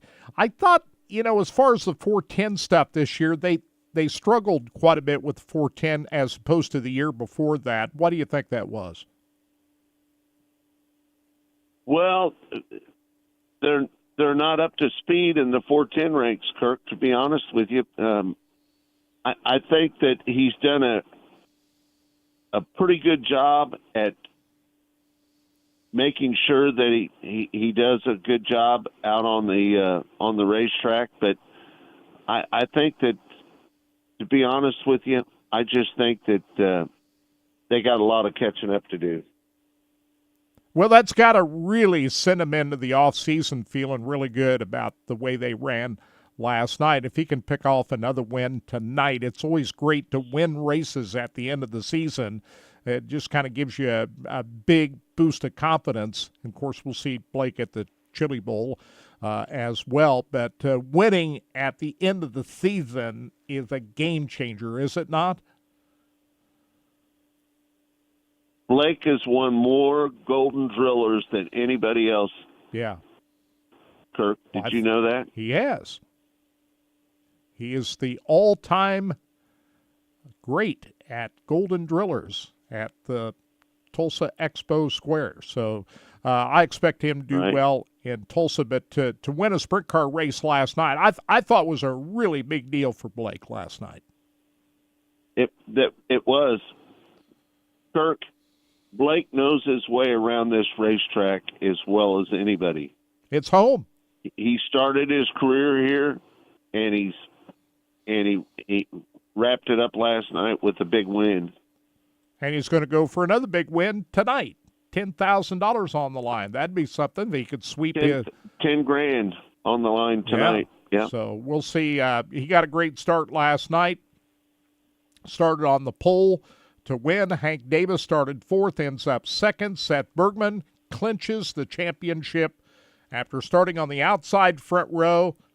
Wasn't able to stay ahead of Hank Davis. Ends up in third. Sam Haperteep Jr. fourth. Matt Covington comes from 10th to 5th. Zach Hampton, after flipping his car in the dash, starts 6th, finishes 6th. Jason Martin, last year's champion, finishes 7th. Reese Moran, Bradley Fazard, and Zach Blurton, 17th to 10th. Those were your top 10 finishers last night at Creek County Speedway. And looks like, we had over 36 race cars? Is that the car count last night? Yeah, I think that's what it was, 36. Yeah. So we'll see what happens tonight. If you can't be there at Creek County Speedway tonight for the final night of the Fuzzie's Fall Fling, you can watch it on Dirt Vision. If you're going to come down to Creek County, bring your warm gear because it's going to be cold here tonight. I guess on November the 16th, it does get cold at times this time of the year, doesn't it? It does. That's what happens. Yep. Most of the sprint car racing's all done right now. The 410, I think they're racing a 410 race at Baps Motor Speedway out in Pennsylvania tonight, but most of the 410 stuff got wrapped up last weekend at the World Finals at Charlotte, where David Gravel wrapped up the championship. Just again, another reminder, we're scheduled to have David Gravel on the show on Monday, talk about his first ever World Outlaws Championship, so we'll look forward to that. And we'll probably get Blake Hahn and who do you know? Maybe Seth Bergman back on? We had him on a couple of weeks ago. We'll get him back on the air. He looked. It would be good if Blake. It would be good if Blake would win tonight. Yeah. That would be really good. I'm rooting for Matt Covington only because he's not won a race yet this year. So I like Matt. So we'll see what happens tonight at Creek County Speedway. They had another 360 race last night down at Vado Speedway Park in New Mexico last night. Is that where Scotty Cook? Who won that race, Kurt? I'm not sure if Scotty Cook was down there. Yeah, no, he is. He's down there. I'm looking at a video posting of him talking about he's with David Goodson this weekend. Are they carrying those races on start to finish TV? I don't know. I don't know that, but I just know I saw Scotty post last night some photos from the track. He was doing a live show from the track, actually. So 16 hours ago, Scotty Cook was... He's probably doing that for Impact Signs, Awnings, and Wraps. Yeah, that's what it looks like. That's what the sign there says. So he's in Vado. It says a return visit and Vado. Return visit. Vado Speedway return visit and a cameo is in order, is what he posted. So they were racing in Vado Speedway last night. Aaron Reitzel won the feature last night, starting 5th, winning the race over Caleb Size. Rico Abreu running a 360 car, finished 3rd. Justin Peck was 4th. 5th was Harley White. Caleb Montgomery Carson Bolden, Rick Zeal, Ty Mahako, and Elijah Guile. Some of the other notable names that were there last night. Scott Boguski finished in 11th. Royal Jones was behind the wheel of a sprint car.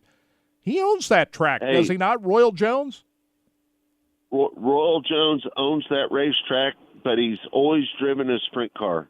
I don't know if you know that or not, but he's always driven a sprint car. And he started 16th and ended up 12th last night. Just looking down through here at some of the other names. Let me see here. I don't notice anybody else of note. They had a pretty good field of cars down. I was looking at the car count last night. How many cars they had down there last night? Let's see. They had 39 race cars at Vado Speedway Park. Well, that definitely took away from the Fuzzy Fall Fling, for sure. Well, there was a couple of them that you would have thought may have shown up at Creek County that end up going to Vado. Aaron Reitzel would be one of those. Harley White would be another. Most of these other guys are from that part of the world, so I'm not sure how many more cars they would have picked up. Maybe 2 or 3 more cars if that event hadn't been held down there, but that was really the only other sprint car race that went on last night. They were supposed to have midgets at Placerville this weekend. That got called off, so that's why we saw Brian Holbert helping out with the Dirt Vision broadcast last night in the pits. So that was kind of cool. Of course, Brian lives pretty close to Tulsa, but if USAC had he lives in Tulsa. Yeah. So if the races had been at Placerville last night, that's where Brian would have been, but he'll be back in the saddle when they pick it back up next Wednesday at Merced Speedway for the West Coast Swing for the midgets. The only other big racing event that happened last night was in Dirt Late Models. They had the Castrol Flow Night in America at Sonoya Raceway last night. And the 2 hottest drivers in all of Dirt Late Model racing were there last night. They ran 1-2. Ricky Thornton Jr. beats Bobby Pierce for the feature win last night. Garrett Albertson, Dalton Wilson, Jason Fager, Dennis Erb Jr., Tyler Erb, Trey Mills, and Peyton Freeman, your top 10. They only had 11 cars finish that race because the track was so rough last night. Jonathan Davenport, the only other player, was a DNF in 12th place last night. That was a rough racetrack, but we'll see what happens tonight. They had a lot of rain down there at Sonoya, Georgia last night, which explains how rough that racetrack was last night, but we'll see what it's like for $30,000 to win tonight. You can watch that on Flow Racing. But that's really all the racing that's going on. Drag racing out in California this week, Pomona, California, the finals for the NHRA, and that's about it as far as the racing is going on this weekend. So what else did you learn at Tulsa last night that we haven't already talked about? Well, I learned that Seth Bergman won the championship, and that's all I know, Kirk. That's it. That's the big one, ain't it? That's the big one.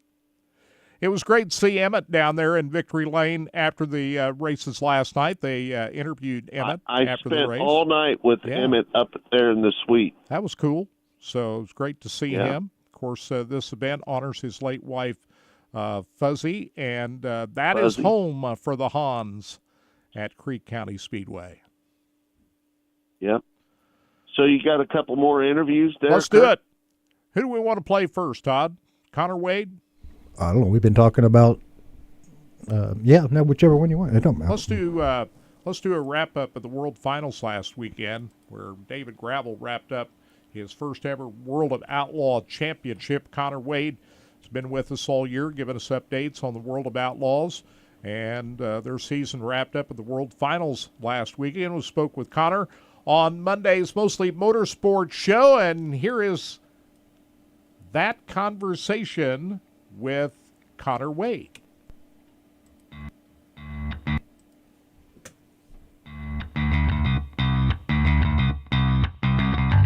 Yeah, somebody asked a question, sent us a question a while ago. Does this lessen the championship of the World of Outlaws because there's a high limit and Brad Sweet went over to the other side? I said no, not at all, because the World of Outlaws is still a top brand, and David Gravel, had Brad Sweet even stayed, he would have still, I think, had a great shot at winning the championship. I would agree with that.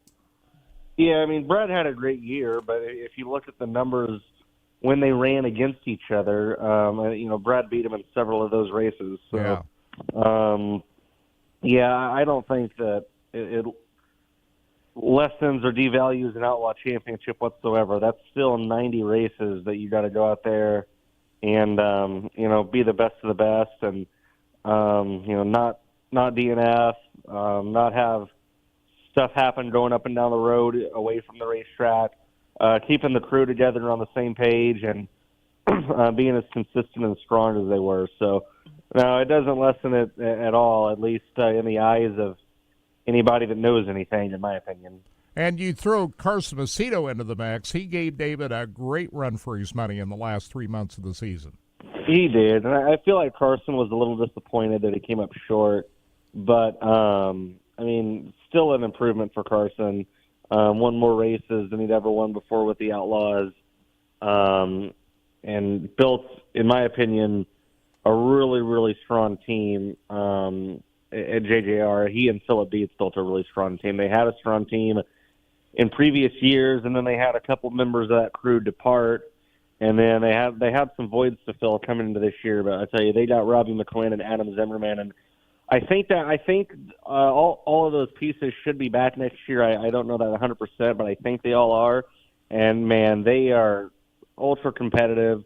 They're incredibly smart. They're just the best of the best. So I think it's a great year for Carson Macedo, and maybe it's next year, maybe it's not. But I do think that he and JJR have an outlaw championship coming their way.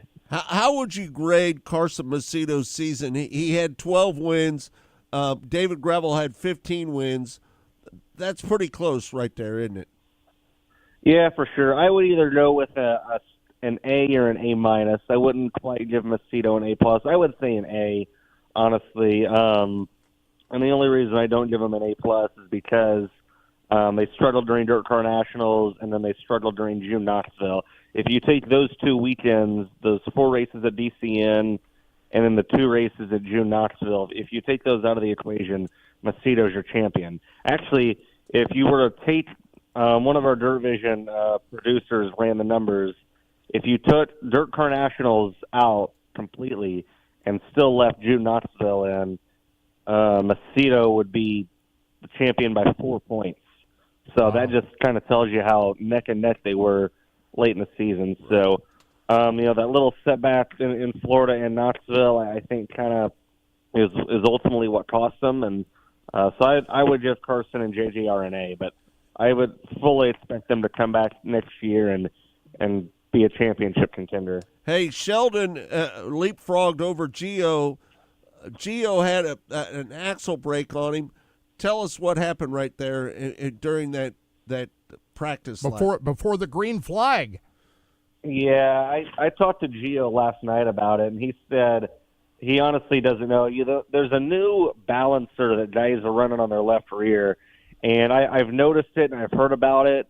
I really haven't had any in-depth conversations about what it actually does, but I plan to do that at some point in the future, and probably at the beginning of next year we'll talk more about it, because I'd say more guys will be running it, and we can figure out exactly what it is and what it does. But there's this new balancer that guys are running on the left rear, on the left rear side of the rear axle. And there were 4 or 5 people that texted me, and even more people in the pit area that were saying that, maybe that balancer, with it just being new, it's the part that supposedly they only came out with 3 or 4 months ago, that, maybe it malfunctioned or maybe it started to vibrate and that's what broke the axle. That's just pure speculation. The other thing you got to think about is, they've ran 80, 90 races this year, and equipment gets worn out. And, if if you're at the end of the season, maybe you've got a month or two left, and you can get by without buying another rear end with what you got. There's not a team in the world that wouldn't try to do that. So I don't know if it was the balancer or not. I don't know if the rear end was just old and worn out into the season, wear and tear. I don't think we'll ever know. Gio said he wasn't sure either. So, but I hated that. They honestly had a tough, last couple months of the season. It's kind of surprising. If you look at Gio's 2023, they were so-so the first half of the year.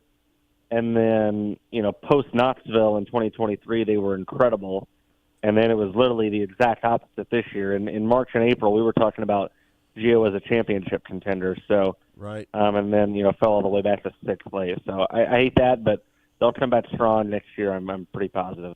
Right. It sure seems like most of these guys are coming back to the Outlaws next year. What are you thinking about all the key players? Are they all coming back?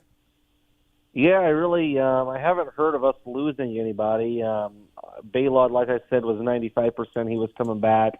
It's looking more and more likely that Zierfoss is actually going to come back. I was kind of worried that he wasn't going to with the tough year that he had. But while they have not decided 100%, there is a good chance. It's looking a little better than it was a couple of months ago that he'll come back. So I think that's a testament to, the Outlaws. They're paying these guys. They're paying them good tow money. They're paying them good points funds.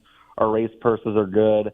They're making it possible for guys. So I don't know what Bill Rose's plans are. I don't think Bill even knows what his plans are. He wants to race, but he's going to have some surgery and some doctor's appointments and checkups and stuff like that throughout the off season before he even knows what the heck's going on. And I'd say depending on how that goes, he will, decide if he's going to drive himself or hire somebody or what that looks like. So I don't see Craig Kinzer going anywhere. Craig is an outlaw. He loves the sport.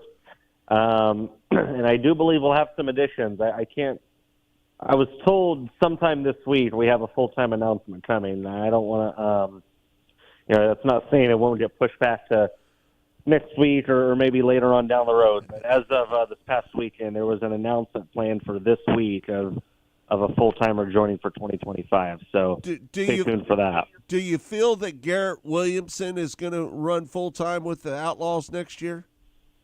I think there's a good chance. He ran with us quite a bit towards the end of the year, so and did well. I think he kind of proved that he belongs in the mix. So a great year of growth for him. A little over a year ago, Knoxville time 2023, he was out of a ride and didn't know what his future held. So he bounced back really well, and I think he would belong on the Outlaw Tour and do just fine.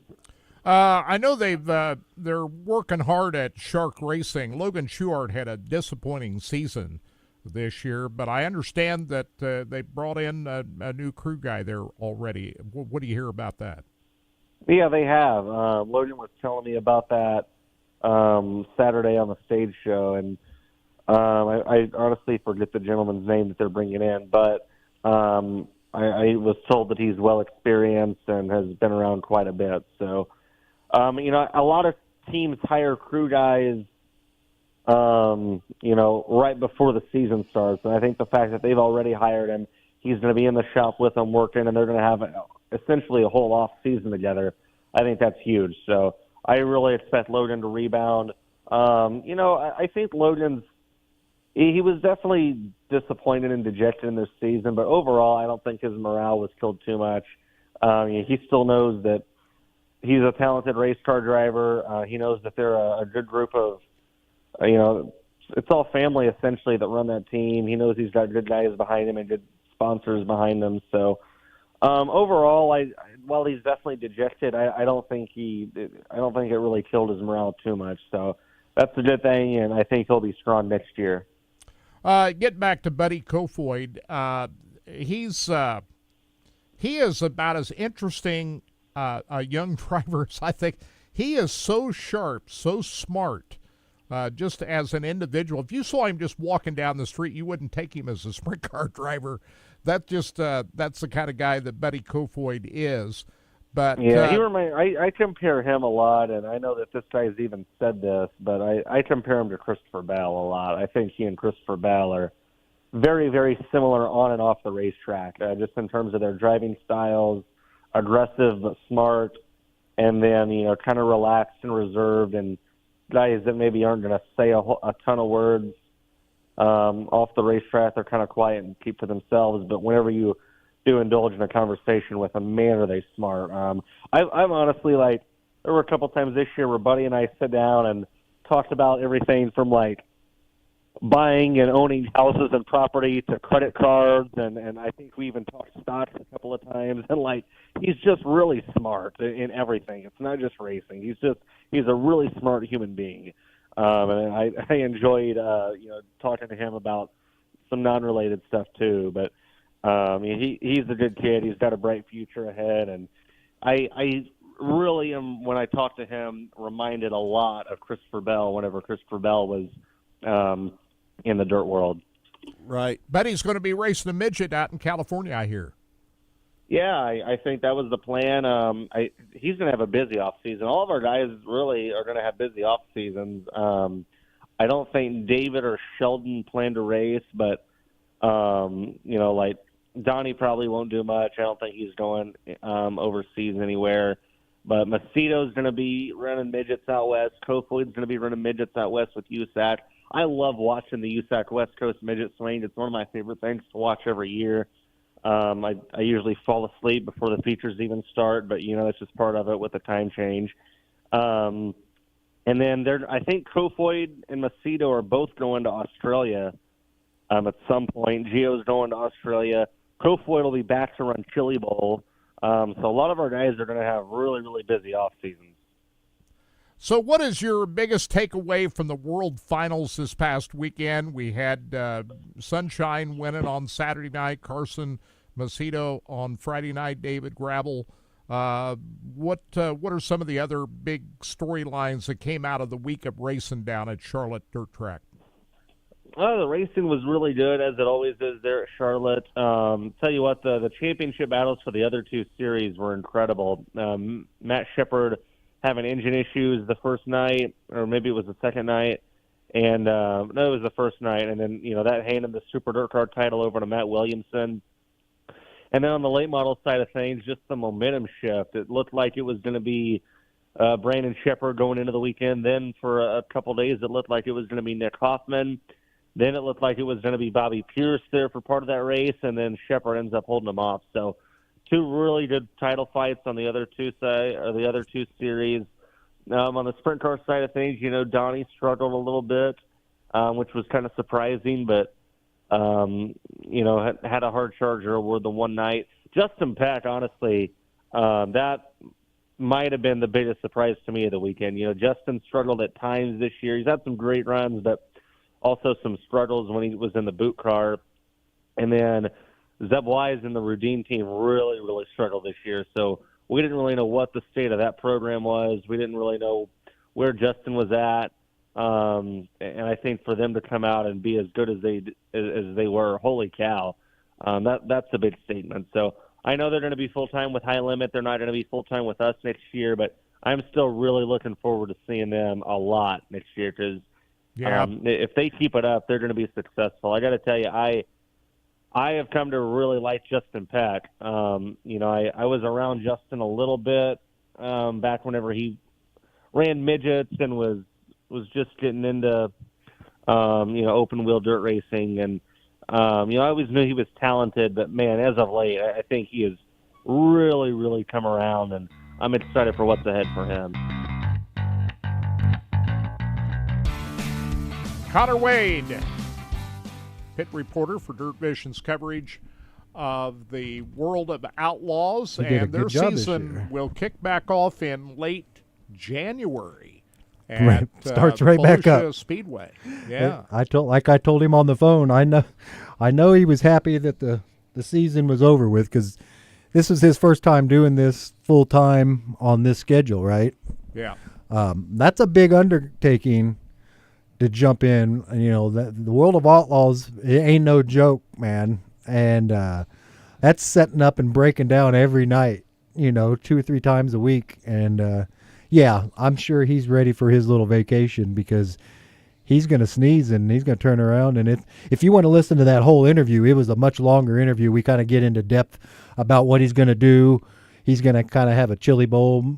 He's not working with the people he was working with before. He did before, and now they kind of put the cap on him. Well, it wasn't Dirt Vision that put the cap on him. It was Flo, right? They said, okay, if you want to go do that, but Flo decided to go in a different direction. But so I'm going to miss Connor Wade's reporting at the But he acted like he was going to maybe be doing something, whether he was going to be live down there or do some show. But I told him, you better just recharge those batteries, because if you go down there and hit that Chili Bowl hard, guess what? That World of Outlaws schedule starts right after that Chili Bowl ends. I mean, it don't take much longer, and he's already back into production meetings and everything. So that's it.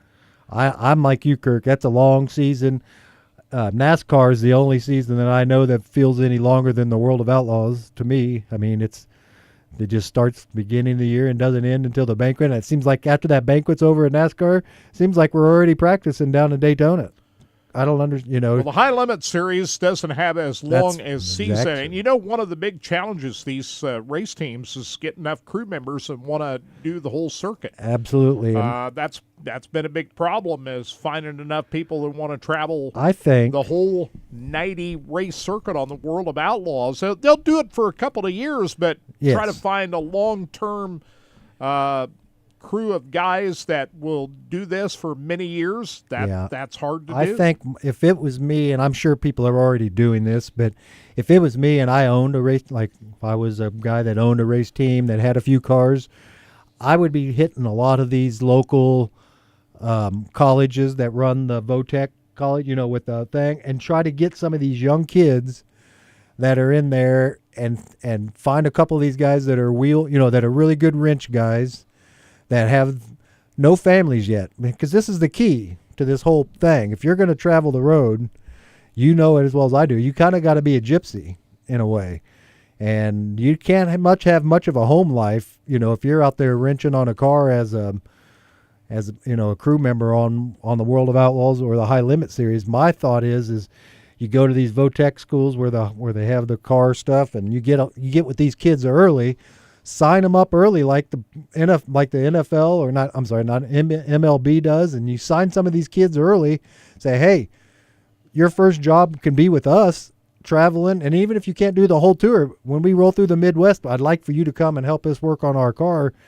I know we talk to many drivers, Kirk. Trying to keep a team together on the road is harder now than ever. It's one of the hardest things to do. Well, we've seen a couple of these guys already say that they're backing away. The crew chief for Brad Sweet said he's going to take more of a, overseer's role, maybe not go out on the road as much. Well, as well. But Ty Wolfgang is the new crew chief, who's car chief for the 49 car. We thought he was going to go over to the CJB 5 car, because Barry Jackson backing away. Yeah. Now Barry Jackson may not be able to back away. That's what I'm saying. From the CJ5 car. It's not for the weak of heart to be out there. I mean, it kicked Scott's butt every week when he was out there running up and down the tour, and that's tough. It's tough to go out there and do that, and I can't imagine what it's like with the pressure of having the World of Outlaws, and if you're one of the top teams and you've got all that weight on your shoulders, and here you are every week dealing with the adversities that you deal with. Like you said, we're looking at the schedule for the High Limits for next year. It's not as much as World of Outlaws. No, this is a doable schedule, and if you look at this, you can think to yourself, man, if we can hit all these events and we score pretty big at maybe 3 of these events, we have a pretty good year, right? I mean, I know Brad Sweet had an extraordinary year this year. I can't see him always being the top guy. Eventually, somebody else is going to step up and win some more races. Well, they thought Rico was going to challenge him. As it turned out, Sunshine. Yeah. Tyler Courtney was probably his closest challenger, who, by the way, Sunshine won the final World of Outlaws event at the World Finals last weekend as David Gravel celebrated his championship. And Carson Macedo winning on Friday night, Gravel winning on Thursday night at the World Finals last weekend. Wanted to mention there's a couple of announcements that were made this past week. Ryan Timms, who ran full-time on the USAC midget circuit for Keith Kunz Motorsports, will be running 50 dates in the Shane Liebing number 10 car next year. So he's going to be more of a full-time wing sprint car racer. When he did drive 410 wing sprint cars, they drove their own family team car, the 5 car, but we saw Ryan Timms work with the number 10 Liebig team at I-70 and Lucas Oil Speedway. I remember walking up to the hauler at Lucas Oil Speedway and talking with Liebig and Ryan Timms down there. I just made the comment. I said, "You really got it going on right now." And he pointed at that's because of this guy, the driver. And yeah. I was thinking to myself, now this seems to be working, and I guess they're going to take it further next year and go 50 races. I think that's going to be a pretty formidable team. Ryan Timms in that 50 car. The other announcement that was made is Brennan Crouch is going to be driving the CJB Motorsports number 5 car that was formerly driven by Spencer Baston. We'll see Brennan Crouch behind the wheel of that race car next year as some of these teams are making decisions which way to go, either World of Outlaws or High Limit Series. I'm thinking there's going to be a couple of guys that maybe decide to go over to the World of Outlaws only because it was so tough to compete and win on the High Limit Series. I thought that their roster was a little more deep than the World of Outlaws. It was just as strong at the top with the Outlaws as was High Limit, but that was pretty deep competition in the High Limit last year, and I'm thinking that maybe a couple of those guys will swing over and maybe run World of Outlaws. We'll see how that all shakes out over the next couple of guys. But the PRI show coming up next month, that's when a lot of these things start to shake out. Yeah, after the PRI is usually when we start hearing, and that's also why sometimes we have trouble getting a few drivers on, because they've got things in the works and you can't always.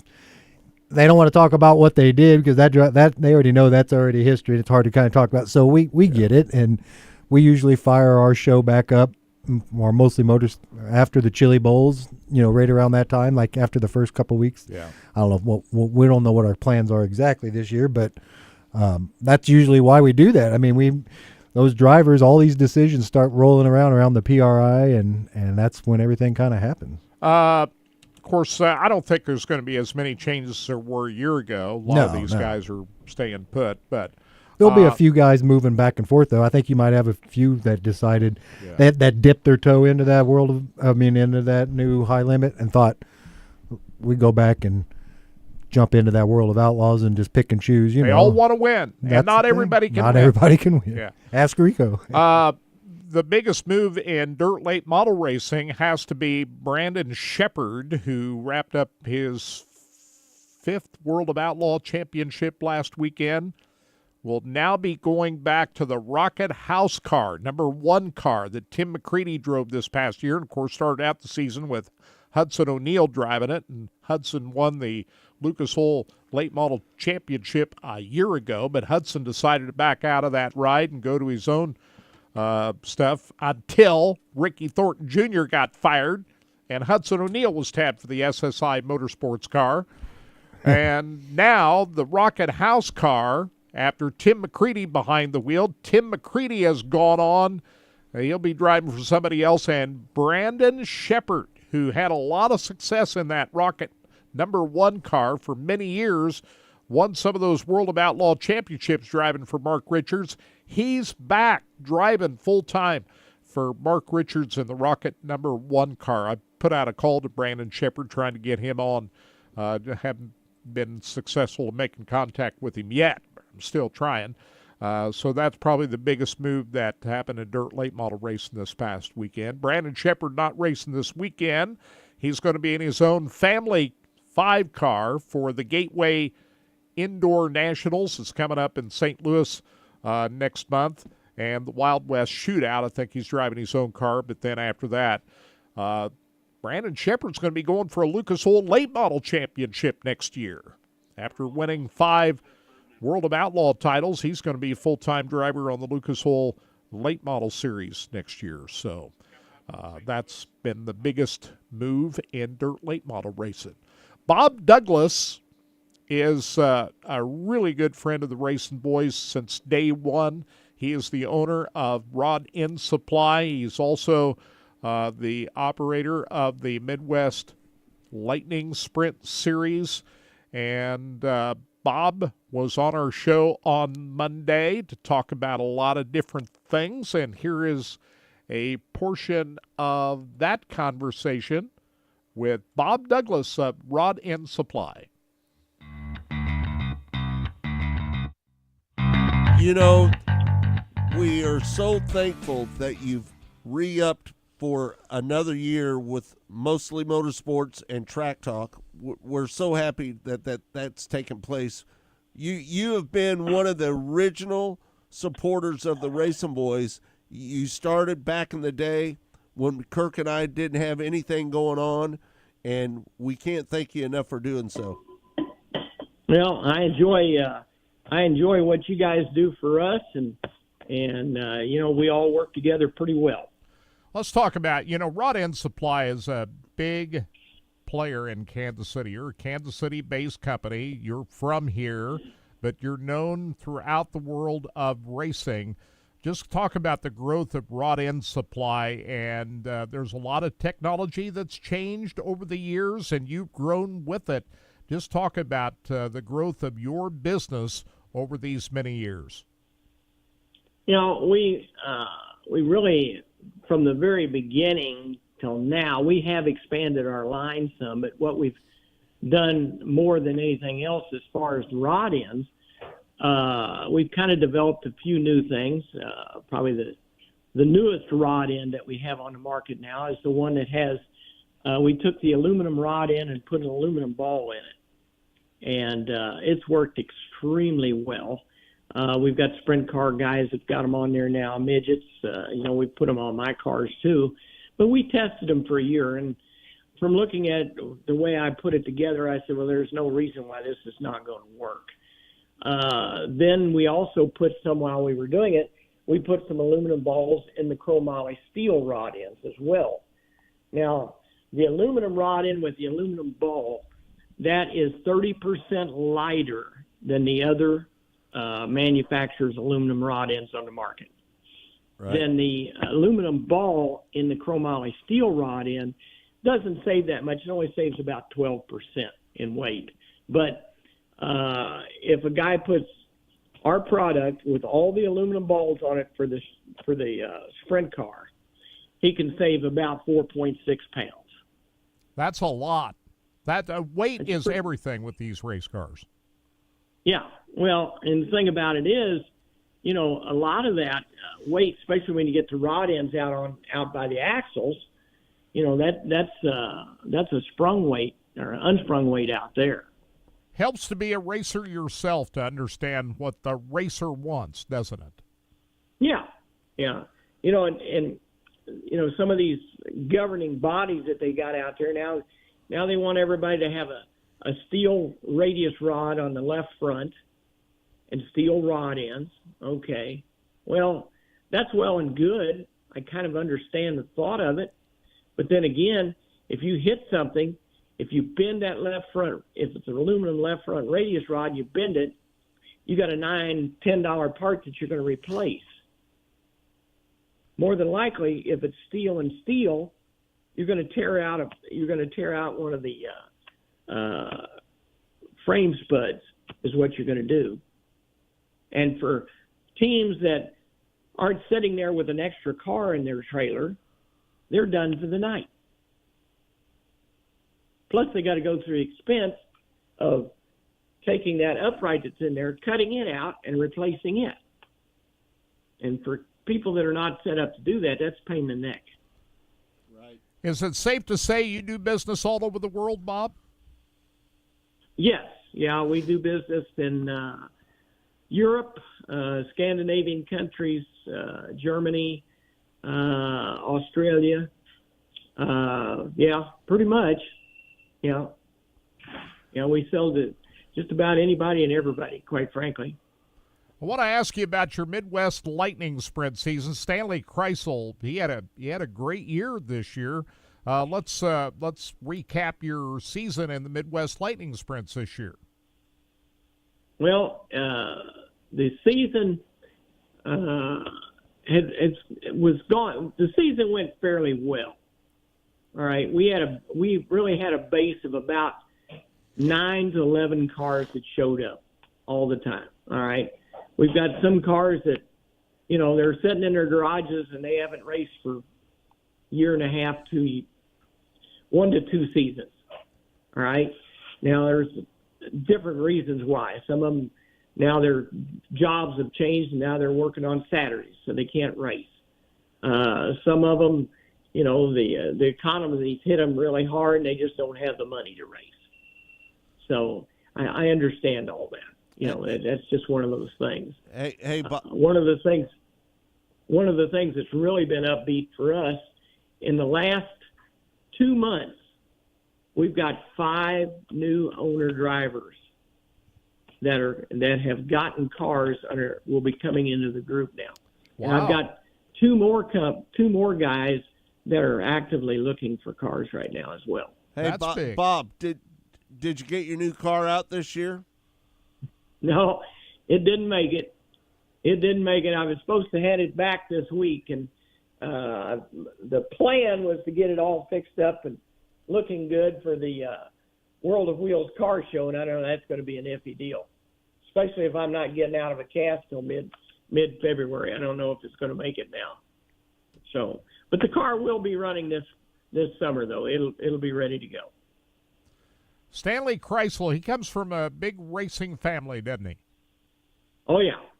Yeah. Stanley and his brother Richard, they ran micros down at Sweet Springs for a long time.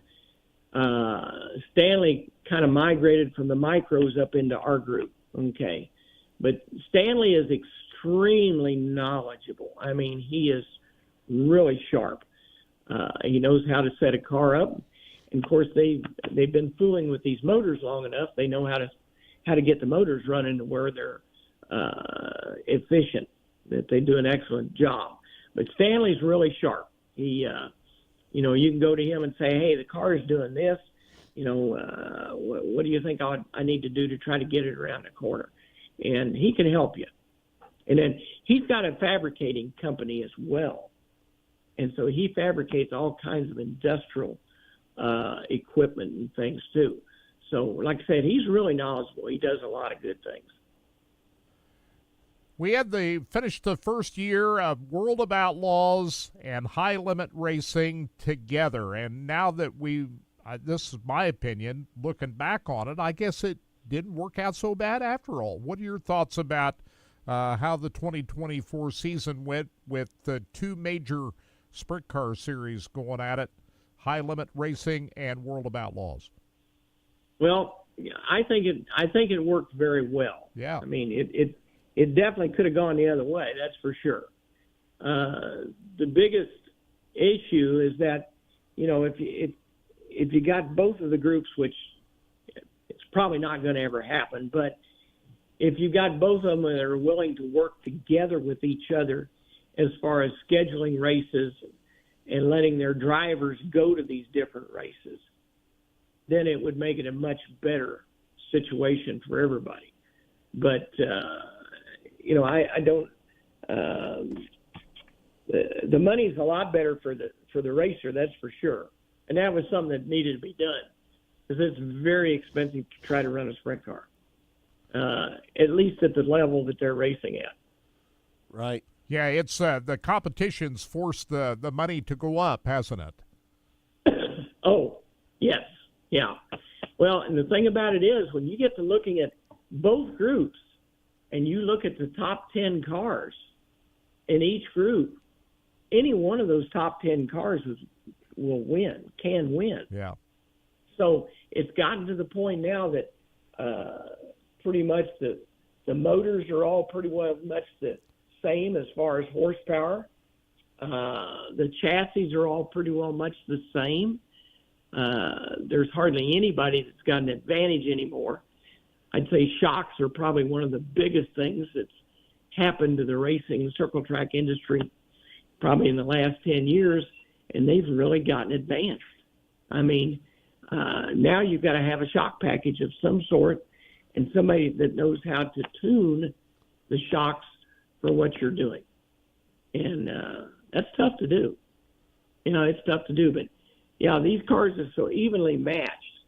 And all these drivers, it's kind of like you take one of these drivers and put him in a different style of car. More than likely, they're going to excel in a different style of car because they are drivers. That's what it's all about. They know how to drive. Yeah, I look at it from a fan's point of view. I got what I was looking for this year as a race fan. I didn't have, I was a fan of both the World of Outlaws, High Limit. I didn't pick sides in it. I'm just looking at it from a fan's point of view. I felt like I got what I was looking for this year. Yeah. Well, the only the ticket prices are fairly expensive for both groups, and I understand why. I mean, you don't pay bigger purses without increasing the price of the ticket to get in somewhere. Yeah. I mean, that's the only thing that can be done. Unless you can keep coming up with bigger and bigger sponsors that's going to throw money at it. But the ticket prices have gotten pretty expensive. Everything's the nice thing about it is that the concession stands are now still relatively inexpensive compared with a lot of other places. My gosh, you try to go to a movie theater now and get popcorn and a soda and maybe a hot dog. Right? You're going to spend $60, $70 for just yourself. Oh, there's no question about that. Yeah, I mean, costs have gone up everywhere. That's for sure. But the crowds. The price of gas is going down, though. Well, at least maybe temporarily for a bit. I don't know what the future lies in that, but the bottom line of it is, Bob, that there's a lot of competition for the entertainment dollar out there. People still want to be entertained, but they also got to put food on the table too. They also got to live.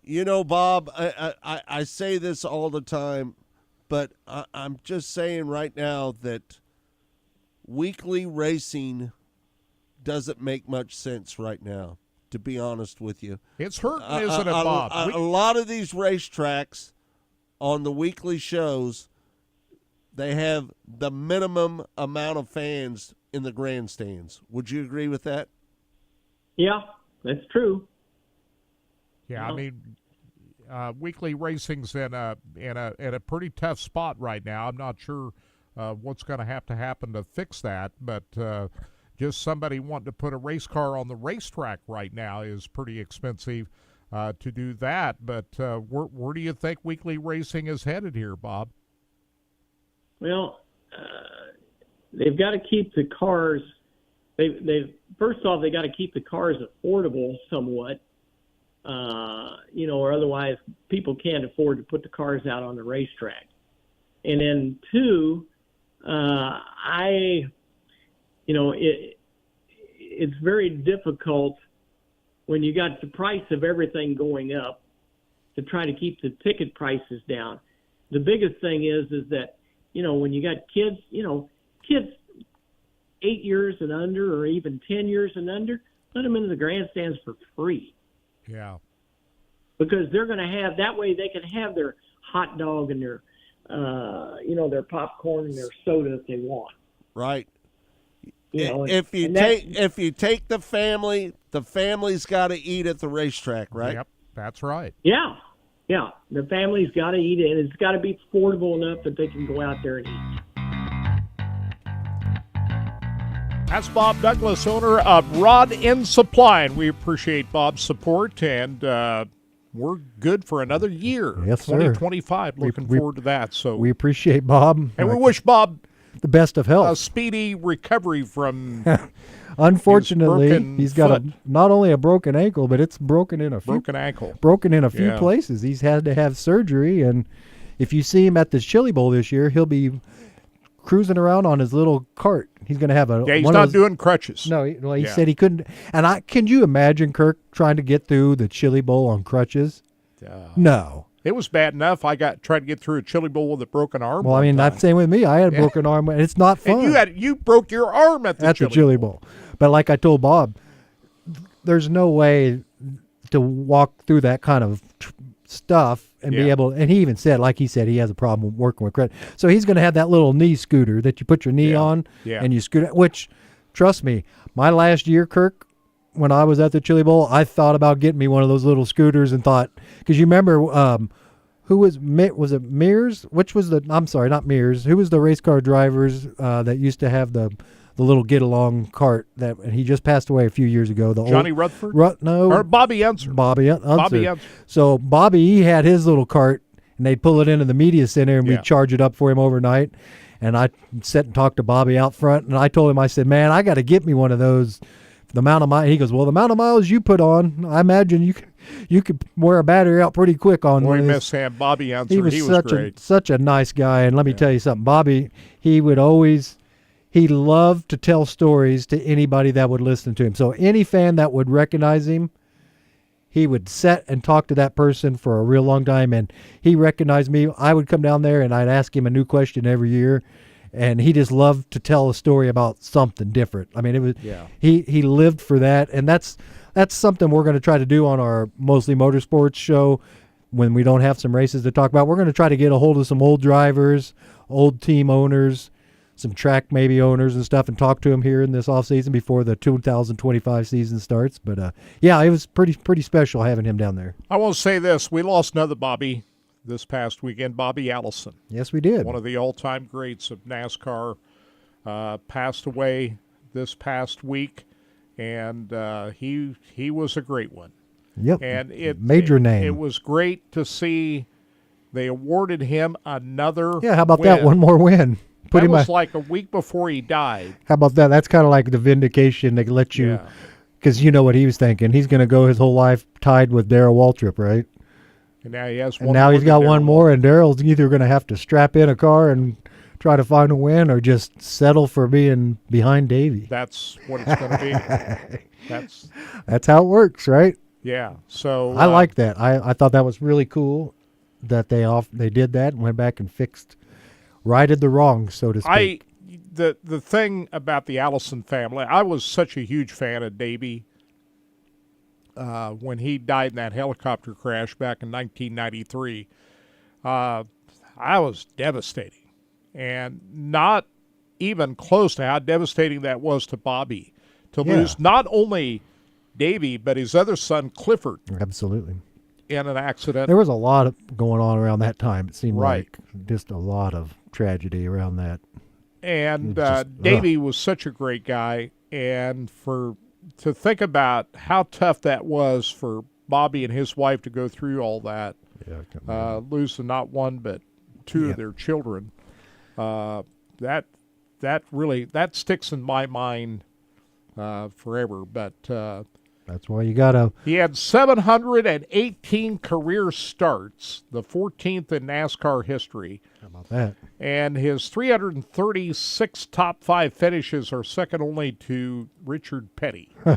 Allison earned 446 top 10 finishes, 59 poles during his career, and 85 wins. He won 3 Daytona 500s. How about that? His most recent was in 1988 when he beat his own son Davey to the line. Nobody will forget that. That was a pretty memorable event there.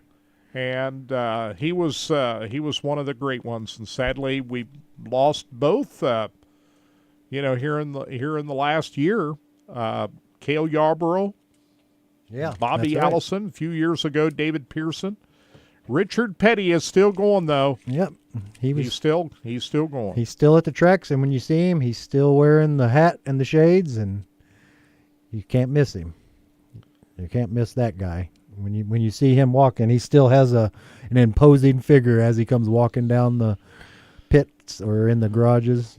He definitely stands out when you see Richard out there. I mean, his son's much younger and has his own look, but there's still nothing like when you see Richard rolling through rolling through the pits, man. Well, we sorry for all the technical difficulties we had getting Scott on the air this morning. Yeah, we had some power issues. We had all kinds of gremlins. Just that this is part, and hey, maybe it's part of the whole world, Kirk, because they had such a problem last night with the fight. We didn't have as big a problem as Netflix had. Like I said, we were able to wrap it up, and we pulled it together for the last 45 minutes of the show. We were fine. So no, like you said, we appreciate everybody that tuned in, and if you want to listen to any of those interviews that we had, the full interviews are up there anywhere you find your podcast. Episode 336, I believe, is what our last one is. So 337 will be a big one coming up next week with David Gravel on and possibly a couple other drivers. So we'll be here on Monday. Monday. 12 noon. Talk about, no doubt, get Blake Hahn on. Yes, sir. Seth Bergman, probably get him on again. And we'll have David Gravel. So we've got a big show lined up for Monday. And I didn't know till here just a little while ago, the Chiefs have lost their kicker, Harrison Butker, for a few weeks, huh? 4 weeks, at least 4. You have a full meniscus surgery. Not good. Like you said, me and Kirk talked about it. It's hard to win in the NFL. It's really hard to win in the NFL. And they play Buffalo tomorrow. And you've got a big game against Buffalo. We don't usually fare well against Buffalo in the regular season. Is that here in Kansas City? No, It's in Buffalo. In Buffalo. So 3:20 starts. Well, that's a late game if you're in Buffalo, right? Starts like at 4:20. 4:20 be an evening. If you're in Buffalo. Yep. So isn't Buffalo getting a new stadium? Yes, they are. Nice one too. I saw they were. But it's not ready to go yet. No, not ready. But yeah, it's tomorrow's game will be. I don't expect the return to Buffalo. They played them in the playoffs at Buffalo last year. We usually right? do well in We usually do well in the playoffs. Our regular season record is just not quite as good as. Man, did you hear that Travis Kelce and Patrick Mahomes' house got broken into on Monday Night Football? That. Wow. Both of them. They don't even live nowhere near. Aren't they living in gated areas? Yes, they do. That means how did that happen? That means somebody was on the inside letting somebody in. And there's gates on the outside. Yeah, that means somebody knew a combination to get in the gate. I mean, you're in Loch Lloyd. You just can't drive into Loch Lloyd. Yeah, I mean, it's just not like they're driving down the street and they broke into somebody's house. No, this was staged and planned by somebody that had to inside job. Somebody had access. Yeah, there you go. More access to the code and saying, "Hey, does Travis Kelce live close by?" He's on the Kansas side, and so they live in two complete, and they both got broken. Yeah, in. and if you heard, I don't know if you heard, they were the Swift people were so upset about it, they wouldn't allow Taylor to spend the night there that night. Her and Travis slept at a hotel the night before. Because and this was last week, or was this? Yeah, last week. It happened during the Monday Night Football game with the Saints. Oh, that's been a couple of weeks. 2 weeks ago. Yeah. So wow. So yeah, not cool. Like you said, that ain't cool for anybody. And I think somebody said $20,000 was stolen out of one of the houses. So I don't know. Crazy. Just crazy time we're living in, man. But yeah, tomorrow's Chiefs game, 3:00.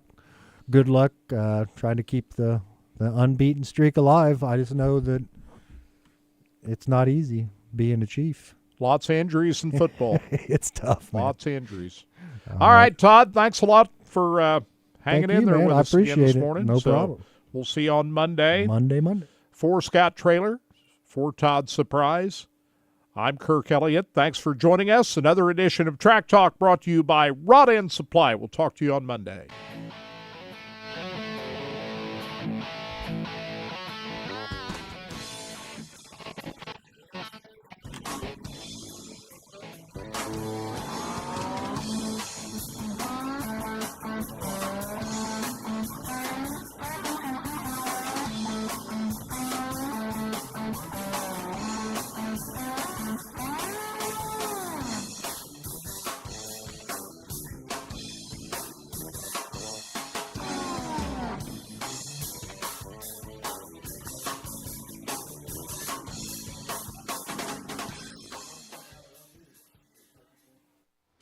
harder, faster, stronger with Rod End Supply. Whether you are running industrial, farming equipment, or a race car, Rod End Supply has the assortment of rod ends, radius rods, and specialty products that will help you lead the field in performance. Our superior design means our rod ends last longer and perform better, giving you the edge on the track and saving you money. Contact Rod End Supply or order online today at rodendsupply.com. We don't just sell them, we race them. rodendsupply.com. Serving the racing community for over 30 years.